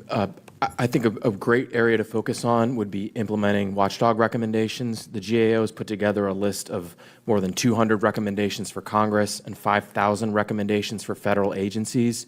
GAO says that this could save upwards of $200 billion. What is GAO? We don't use initials in my office. What does that stand for? The Government Accountability Office. Okay.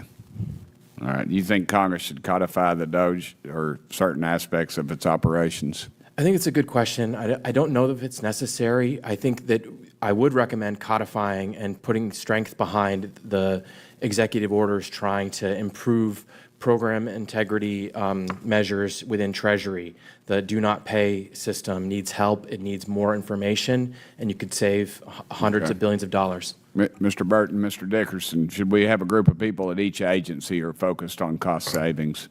Yes. I think everybody at every agency should be focused on that.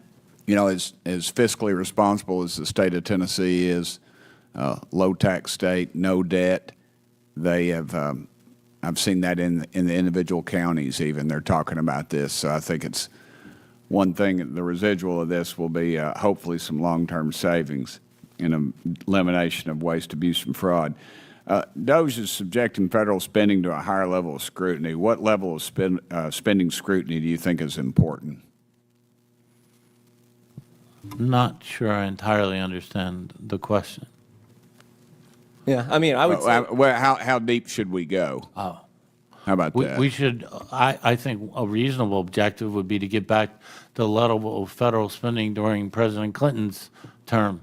We would balance the budget. I'd just like to see us go back to pre-COVID level spending. Thank you, Chair Lady. Madam Chair, I have a unanimous consent. Without objection. Thank you so much. This is just from a couple of hours ago. Trump pivots to distractions as polls show collapsing support for his agenda. Without objection, so ordered. The next one is Donald Trump's approval rating plunges in multiple polls. Without objection, so The next ordered. one, Donald Trump's approval rating. New polls show shakeup over Iran bombing. Without objection, so ordered. The next one, Trump's approval rating drops to term low amid Israel-Iran war. Without objection, so ordered. I hope you're not reading the same thing from your phone, which it looked like. I now recognize. clarification- I now recognize Mr. Lynch from Massachusetts for 5 minutes. I just want to clarify. I can give you the sources because Mr. Lynch is recognized. Ms. Crockett, you're rudely interrupting Mr. Lynch's 5 minutes. Well, I've Ms. already said without objection, so ordered. Okay, then there we go. And we'll make Mr. sure you got it. Lynch is recognized, Ms. Crockett, for 5 minutes. Thank you. Madam Chair, first of all, I want to be the first to congratulate my friend and colleague, the gentleman from California, Mr. Garcia, on becoming our new ranking member on the full committee, on this committee, Oversight and Government Reform. I am sure he will enjoy not only my own support, but the full support of all of our members, and we will all work to help him in his new role. Thank you. Thank you. Ms. DeVito, in the past, veterans' benefits in this country have been separate and apart from everything else we do. They are different because veterans' benefits, for the time that I've been in Congress over the last 25 years, they're regarded as special because they are earned by courageous service to our nation previously rendered by a very narrow segment of our society. And we as a nation, both Democrat and Republican, through every president so far, made a promise that if a young man or woman puts on that uniform for our country, serves our nation, and they come home from war with the scars of that war, either invisible or visible, we made a promise that we will take care of them and their families. And that has happened for every, we've been proud that every administration has honored that promise until now. In January 20th, Trump laid off 6,000 employees at the VA. He even laid off the workers at the suicide helpline in the middle of a suicide crisis among our returning veterans. It's an epidemic. And after that, Doge and Donald Trump have laid off 2,700 of those people that they laid off were veterans themselves. So now we're looking at a 250,000 case backlog at the VA.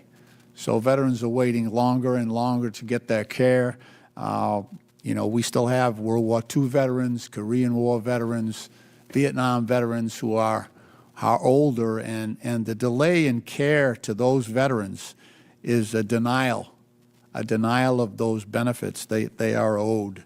I have a UC, Madam Chair, request, unanimous consent request from ProPublica magazine, which the headline is Internal VA Emails Reveal How Trump Cuts Have Jeopardized Veterans' Care, including that of life-saving cancer trials. Without objection, so ordered. Thank you. The email itself, these are VA internal emails, and it notes that this is between folks at the VA talking about the cuts. The email says that more than 1,000 veterans will lose access to treatment for diseases ranging from metastatic head and neck cancer to kidney disease to traumatic brain injuries.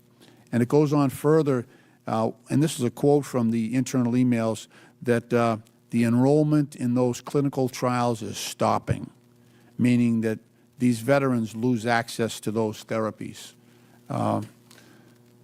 Ms. DeVito, can you talk about that, the delivery of services to our veterans? Thank you for the question. Unfortunately, what we're seeing across the country is that veterans' health care is being held up and interrupted because of the Doge cuts. I think most of the panel agreed that that should never be the case when dealing with our servicemen and women. They deserve, at the very least, quality and timely health care through the VA. But Doge has announced the goal of firing over 80,000 VA staffers. They've already lost 200 doctors, 1,700 nurses, and almost 900 advanced medical support assistants, in addition to some of the cuts to grants that funded various programs, including the suicide prevention hotlines. Veterans are facing much longer backlogs and disrupted service, and in many instances, it can be life and death.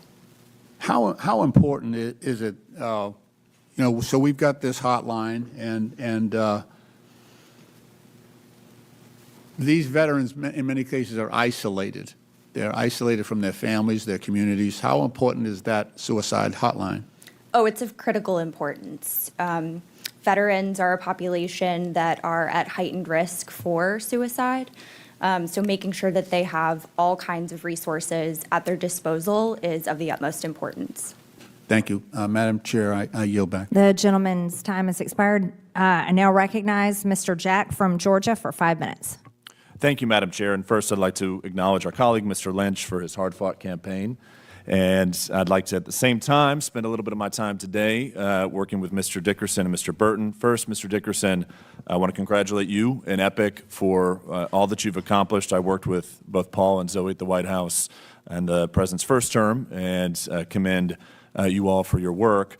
Mr. Burton, if you could, I was reading through your testimony, would love for you just to walk this committee through the history of impoundment and rescissions, I should say. It started, as I understand, in Thomas Jefferson's administration. Would love for you to walk us through the history. The earliest impoundment that I know of was by Thomas Jefferson. The Congress appropriated money to build some gunboats. Peace broke out, and he chose not to build the gunboats. So he, in effect, impounded the money and sent it back to Congress.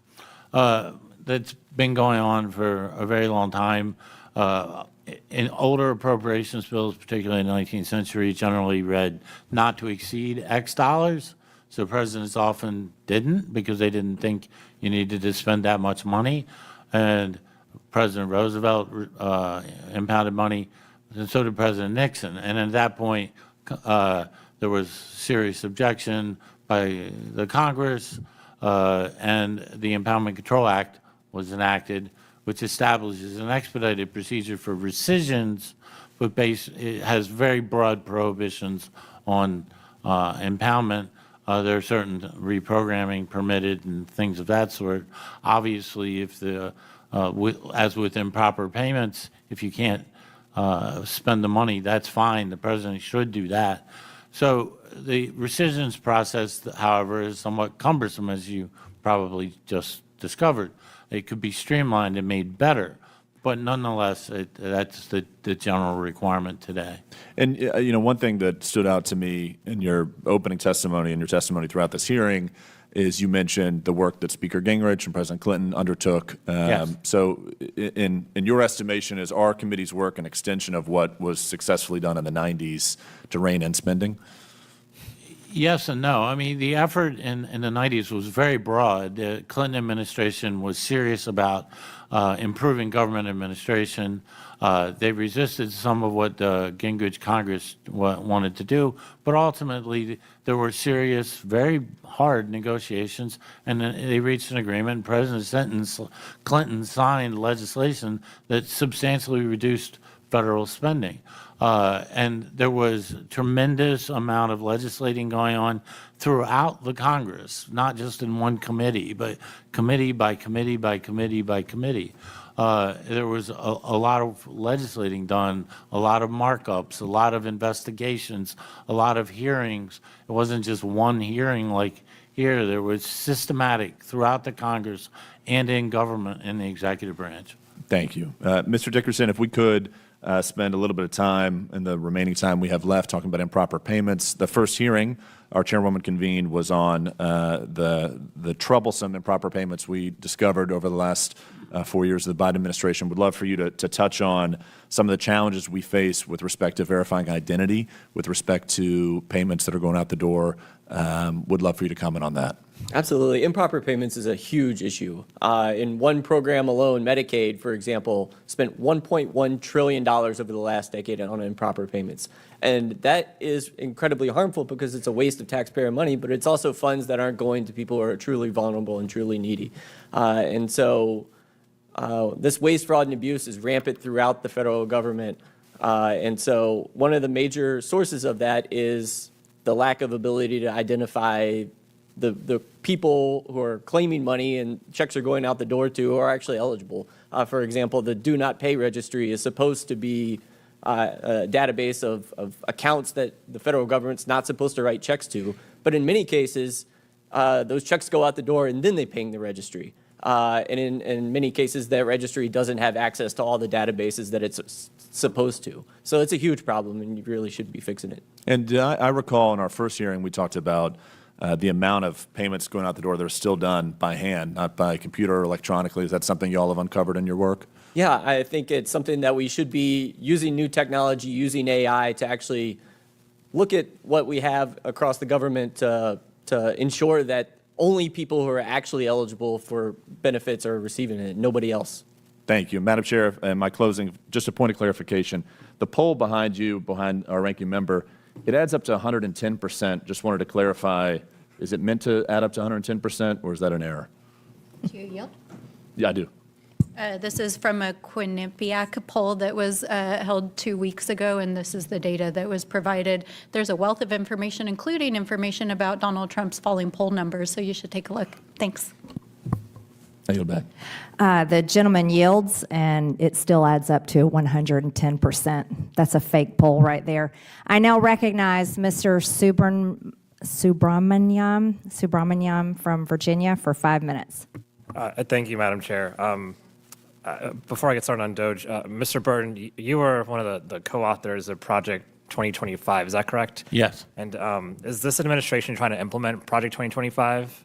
Yes or no? In some respects, yes. Okay, because last year we kept hearing about how they wanted nothing to do with Project 2025, and that must have hurt your feelings, I bet. But are you saying that they're trying to implement all parts of Project 2025? I just said in some respects, yes. Okay, thanks. I just wanted to get that out of the way. I'm glad there's someone being honest these days. But let's talk about Doge. So Doge promised us $2 trillion in cuts back in January. And so far, we have a report card now out, and it's actually cost us billions of dollars, maybe over $100 billion by one estimate. It's actually costing taxpayers money. And it seems like, they're cutting a lot of things. How is this possible? Well, the reason it's possible is because they're cutting the very people who are actually there to help get rid of waste, fraud, and abuse. And they're cutting people who do essential research and run really important programs that save taxpayer money long term. And so the dashboard that we're talking about, the so-called transparency, was riddled with errors. There's been article after article about this. And so we know now that that dashboard cannot be trusted. What can be trusted is that we're not anywhere close to $2 trillion. In fact, there's another bill that this House just passed that adds $3 trillion to the debt. And so even if we did all these cuts, even if you cut every single federal employee in the entire government, you still end up with a situation where you're adding to the debt in this administration because of the $3 trillion in the bill that was passed a couple weeks ago that's being added to our debt. And, the examples that I've heard are things like cutting meteorologists at the Weather Service, cutting essential researchers at NIH, people who are doing groundbreaking research that will spur entire industries are being cut. Sometimes the government does research and funds research because the money just isn't there in the private sector. The private sector mandate isn't there. And so that actually, you talk about the internet, for instance, that was a DoD project at one point. And DoD funded ARPANET, which became the internet. And so we'll never know all of the things that we missed out on because of some of these cuts. And I've heard a lot about we heard earlier about these cuts to veterans benefits. There's PFAS inspectors, nuclear scientists fired, although they tried to rehire them. There's been a lot of firings where they try to roll them back. But I think Ms. DeVito, I just want to know if you were to do this, is Doge doing what they're trying to do here? And why is Doge so unsuccessful right now? Why has it been such a failure? Thank you. I believe that Doge has been a lose-lose. It has failed to find the sizable savings, as you mentioned, and has only made life harder and more expensive for working families. You mentioned a lot of the mistakes. Those don't just cost. There is not just an opportunity cost to lost potential and lost impact from those mistakes, but there is also a cost to correct for them. So rehiring and retraining all of the federal workers. So is Doge on track to save us money? Is it going to save taxpayers money long term? No. Why is that? I think Doge has been making incredibly hasty cuts, and these have consequences. There are already a lot of protections baked into our federal workforce, our system of regulations. We can always add more that protect people in even better and stronger ways, but we cannot take them back without costs. So I'd ask Mr. Burton or Mr. Dickerson, I had one idea for cuts, which is the president actually, his last term, spent $150 million plus on golf trips. Do you think that's waste, fraud, and abuse? Yes or no? I certainly would think there are more high priority spending things, yes. But do you think that's wasteful spending? Do you think we should cut? Do you think that's less or more wasteful than cutting veterans' benefits, his golf trips? I would rather spend money on veterans. What about $50 million for the Department of Homeland Security's private plane? That's what they requested in the appropriations bill. Do you think they should get a new plane for DHS, a private plane? That's a factual question on whether or not this. No, so I'm reclaiming my time. In the end, what's happening is there's more waste, fraud, and abuse since Doge has come into effect. It's led to poor services, a brain drain on our federal government, and it's going to cost taxpayers money long term. I yield back. The gentleman's time has expired. In closing, I want to thank our witnesses once again for their testimony today. I now yield to Ranking Member Stansbury for closing remarks. All right. Well, that's another Doge subcommittee in the books. And another morning and a number of hours of our lives that we will never reclaim spent here doing more political theater with our friends across the aisle as the president is starting wars in the Middle East. And by the way, news just broke, canceled the classified briefing that had been scheduled for Congress without a rescheduling. He's deploying United States troops against our people here in the homeland. And this Congress, controlled by these folks right over here, is trying to gut your health care, food programs, and steal your public lands while saddling the American people with trillions of dollars in debt to pay for tax breaks for billionaires. This is one of the most unpopular domestic and global policy agendas in modern history. And they're here trying to convince you all that we should make Doge permanent.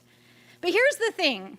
The GOP may continue to try to make Doge a thing, but no matter how hard they keep trying, GOP will never make Doge happen.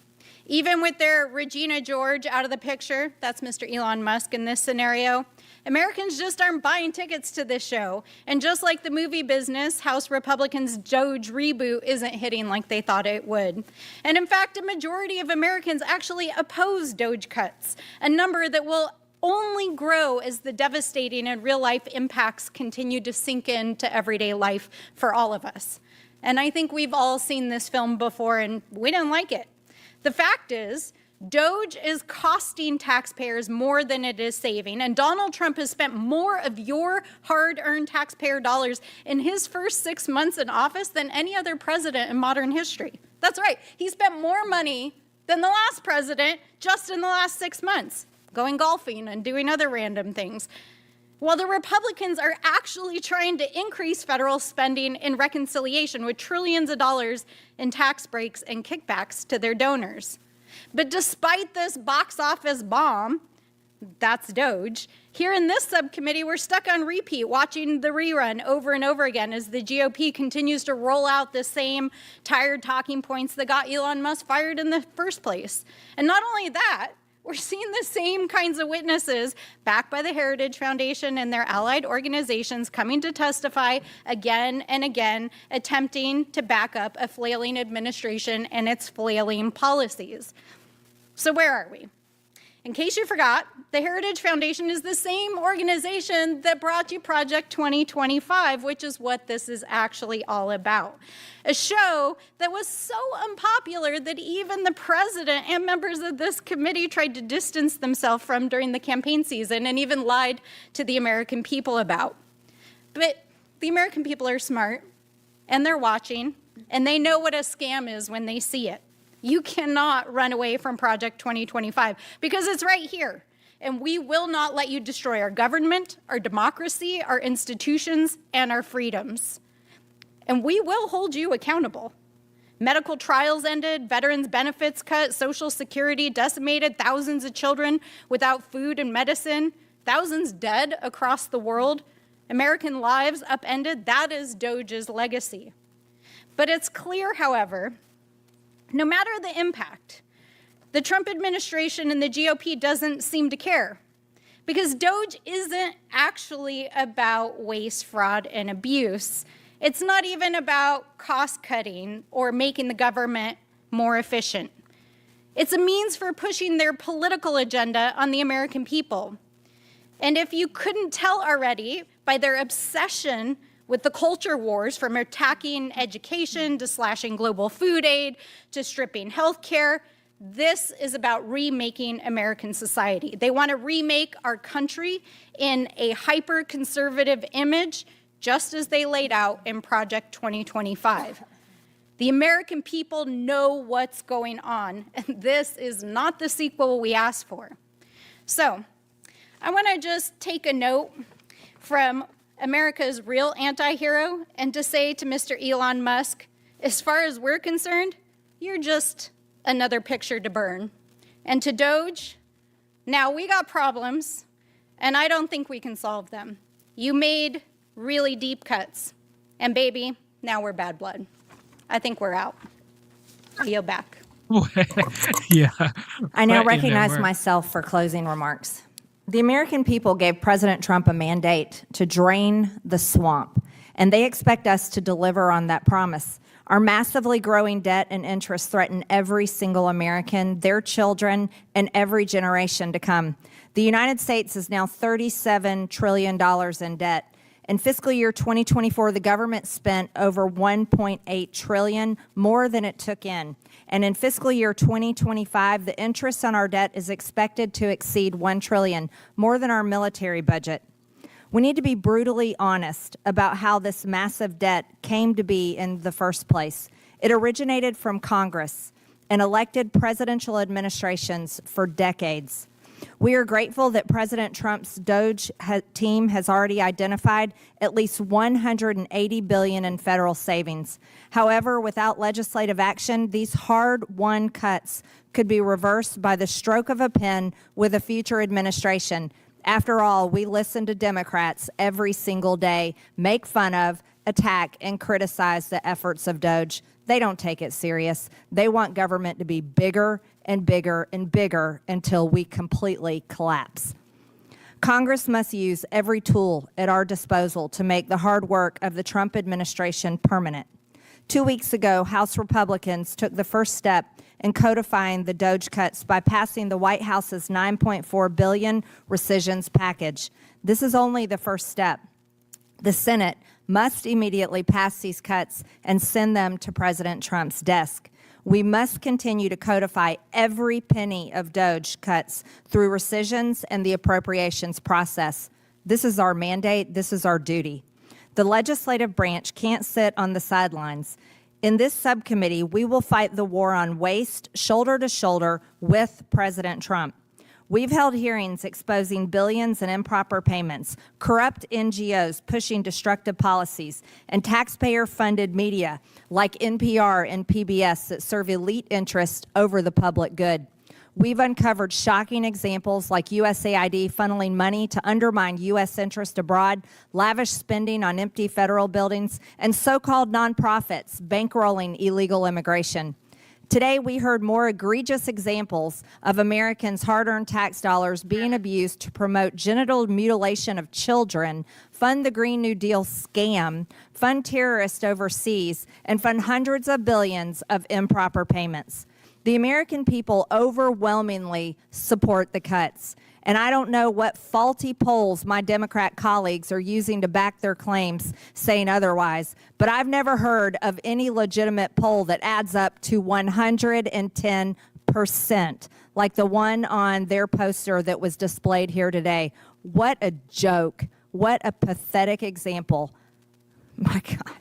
Maybe they should support spending a little more on teaching actual mathematics in the classrooms and a little less on seeking to advance racial justice in mathematics, like the National Science Foundation grant.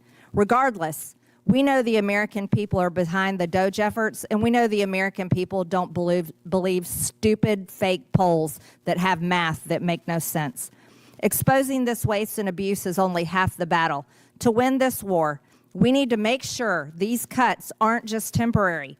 That means passing laws to streamline agencies, eliminate redundant programs, and give the president the authority to fire bureaucrats who don't do their jobs, the same bureaucrats that go ahead and give out these grants that mutilate children, gives money to USAID to do regime change in foreign countries, and so many more stupid, horrible things the American people don't want to spend their money on.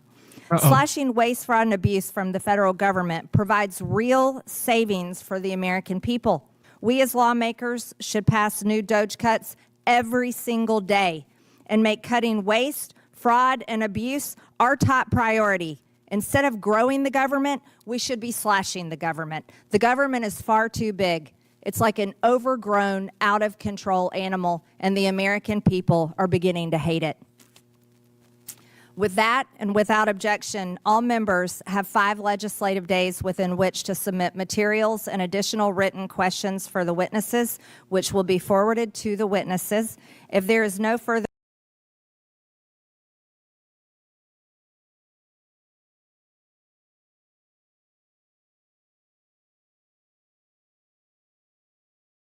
All right.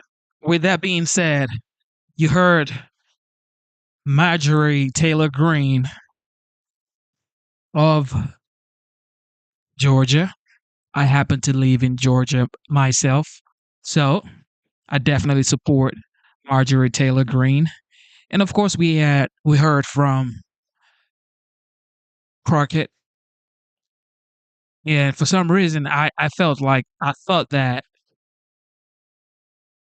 Jasmine Crockett would be a fresh of breath air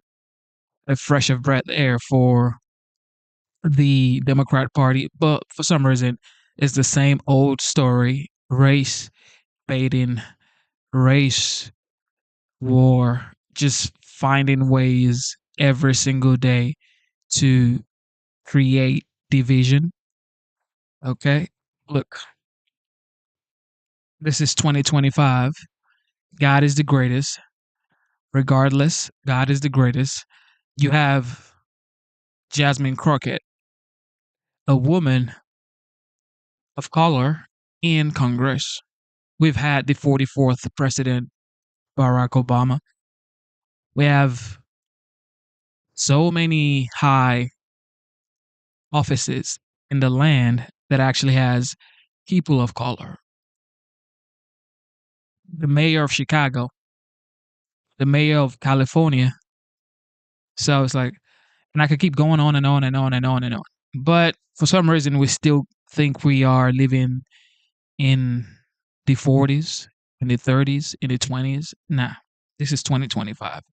Everybody come together, project love. Of course, there will be bad actors. Regardless, there would always be bad actors. Doesn't matter. Even in churches, there are bad actors. Even in the mosque, there are bad actors. So, it doesn't matter as long as human beings are in the building, there will be bad actors. There would always be bad actors. So, um, God is the greatest. Say that one more time. God is the greatest. And I believe the United States is the greatest country on the face of the earth, the greatest nation on the face of the earth. And with that being said, God bless you guys. Instead of looking for perfection, seek for consistency. Never give up on yourself. Never give up on your dreams. Never give up on God. Believe in yourself. Believe in your dreams. And believe in Almighty God. Okay. Shout out to the military personnel. Shout out to the veterans. You guys make the homeland safe. Without you, there would be no homeland. Thank you. Thank you. Thank you to the veterans. And my hope and prayer is one day there would be no homeless veteran. There would be no hungry veteran. One day. One day. I hope so. All right. And love your country. Love your country. This is America. Please love your country. Can we do that? Can we just do that? Can we put America first? Can we pray for our leaders? Can we pray for our commander in chief, President Trump? Can we pray for our senators?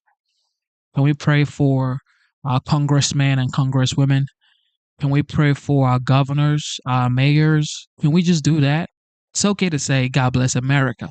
But are you praying for your congresswoman, for your congressman, for your governor, for your mayors? We should try doing that, That would really help. That would really help, to increase the love in our heart for our leaders. Even if we do not support everything that they do, we should at least be able to say, you know what? I hope they make the right decision for the people, for the good of the majority. I feel like that would be better instead of just pointing fingers and saying, well, that person is evil. Well, that person is a total. No, come on. Doesn't matter if you're a liberal or a conservative. Doesn't matter if you're a Republican or a Democrat. It's okay to pray for your congresswoman or your congressman. You know what I mean? We are Americans first before you are a Republican. You are American first before you're a Democrat. Stop putting your party before your country. Like I told you guys, shout out to the military personnel. They go out to war. They go out to protect the homeland. They don't care if you're a Democrat or a Republican. You think when this man, this courageous, strong, brave man are being deployed, they're asking, oh, are you Democrat or are you Republican? Who cares if you're a Republican or a Democrat? Who cares, bro? Nobody cares. The only thing they're fighting for is America. All right? America. That's all they're fighting for. So we as citizens, we should be able to say, you know what? F all of that stuff. F all of that stuff. I don't care if you're a Democrat or a Republican. We are Americans first. It's the first things first. Before you start throwing people under the bus, realize that you are your brother's keeper. All right? And shout out to the law enforcement officers. Shout out to the policemen and policewomen. God bless you. Thank you for all that you do. Thank you for protecting us in here as well. Shout out to Ice Ice Baby. Ice Ice Baby. Ice. Shout out to the Ice. Federal agent, thank you for doing your duty. And of course, I know people are protesting you from doing your duties. And some of them are even looting and resulting into violence, which in my opinion is total BS. Why would you be stopping federal agent from doing their jobs? Come on, man. Come on. Come on. We are better than that. Okay. Angel moms have lost their kids. Okay.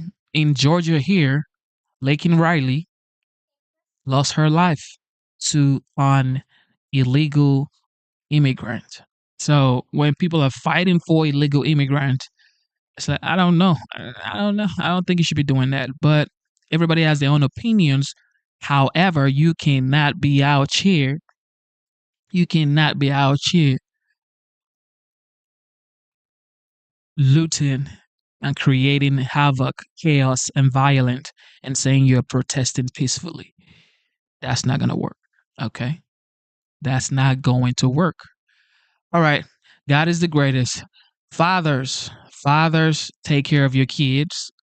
I'll keep saying it. Fathers, you have to log in sometime. Like you log in your hours at work. Log in sometime. Take care of your kids, your daughters, your son, your grandkids. You got to do that, man. Because at the end of the day, you could go to work for 20, 30 years. And once you're done, once you retire, the job moves on. But your children, your kids will forever be yours. All right. And if you don't have enough time with them, if you don't have enough experience with them, all your experience in life, you've spent it on a job that would replace you just like that. But your children cannot replace you. They can never replace you. You know what I mean? So spend some time with your kids, fathers. And shout out to the mothers. They've been holding it down for a long, long, long time. Okay. They've been holding it down for a long, yeah. You know what I mean? So mothers have been holding it down for a long time. Thank you, mothers. And also, regardless of what you're going through, I know life is hard. Some people are living paycheck to paycheck. Some people are going through a divorce. Yep. Yep. Some people are going through grief right now. Some people just lost their spouse, their fathers, their moms. Some people just lost their grandparent. Some people just lost their jobs. You know, some people are battling some crazy disease right now. Some people are battling mental health. You know, some people are just stressed out, tired, and don't know where to turn. I just want to tell you guys right now, man, just stay strong. God got you, regardless of what you're going through. I know it's easy to say stay strong, but we all have what we're going through. Every single one of us has that thing that we cannot share with the rest of the world. And some of us have the courage to share it with the rest of the world. But I just want to tell you, man, you're not alone. God is with you. Stay strong. God created you. He brought you here to this world. He's not going to abandon you. Stay strong and believe in your heart. Have some faith that this too shall pass. Okay, take a look at you. Every bad situation that you've experienced in your life, you're still here. You're still here, strong, going every single day. You're still here every day, still trying your best to do the best you can. So believe that. Believe that God got you. Just believe that. Stay positive. Believe in yourself. Never give up on yourself. And believe God has a purpose. God has a purpose for you. God has a purpose for you, man. Don't give up, okay? I love you. I'm rooting for you, each and every one of y'all. God is the greatest. And of course, shout out to our esteemed members, the GOAT, Dr. Luke. Dr. Luke, God bless you. Thank you for the super chat. As always, God bless you. Thank you for being here. He's not here right now, but thank you for just being around. Thank you for being an esteemed member. And just God bless you, man. Thank you. You are truly appreciated. Shout out to Jet. God bless you, Jet. Yes, sir, Jet. God bless you. Shout out to C. Shelley. Amazing, hardworking, gorgeous C. Shelley. Thank you, C. Shelley. And of course, the Bucket Master. The Bucket Master. Mr. Booski. Thank you, Mr. Booski. As always, delivering buckets to the other side. The other side. Okay. Enders. God bless you, Enders. I see you in the chat. We're all brothers and sisters from other mothers and misters. Yes, Enders. God bless you, Enders. Blonde Bomb. Blonde Bomb. God bless you, Blonde Bomb. Thank you for being here. TM MMM. God bless you. Who else we got? Who else we got, man? Rain promo. It's probably not here, but thank you as always for being here too. And everybody, MTG, God bless you. Dustin Larkin, God bless you. BTK, God bless you, BTK. It's been a while, but thank you for tuning in, BTK. All right, everybody, God bless y'all, man. God bless y'all. Don't forget, stay strong, never give up. God is your rock and your salvation. Okay, God is your rock and your salvation. He is your strength as well. You will not fail. Don't be scared. Don't live in fear. Don't let this media be making you live in fear. Okay, something bad is gonna happen. Look, God is still God. Okay, nothing happens in this world. Nothing happens on earth without God knowing about it. Okay, so relax, breathe in. If you have to go get an ice cream from Chick-fil-A, or if you want to go get a milkshake, okay, if that's gonna help you calm down. If you need to go get a nice glass of wine and wind down, calm down. Okay, God is still God. Stop acting like the devil got it. Okay. God is still God. Okay. Calm down or go get some cold water. It's hot outside. So relax. Okay. Hug your loved ones. Kiss your husband. Kiss your wife. Hug your kids. Kiss your kids. And do something good for a stranger. Okay. You could probably buy a stranger a meal or just give them $2 or $1, whatever you got to do to make yourself feel good. Okay. Stop acting like the world is going to end tonight. Okay. It's not. Okay. Calm down. Relax. All right. God is the greatest. Thank you guys so much. It is your boy Genesis. Yes. And I am signing out.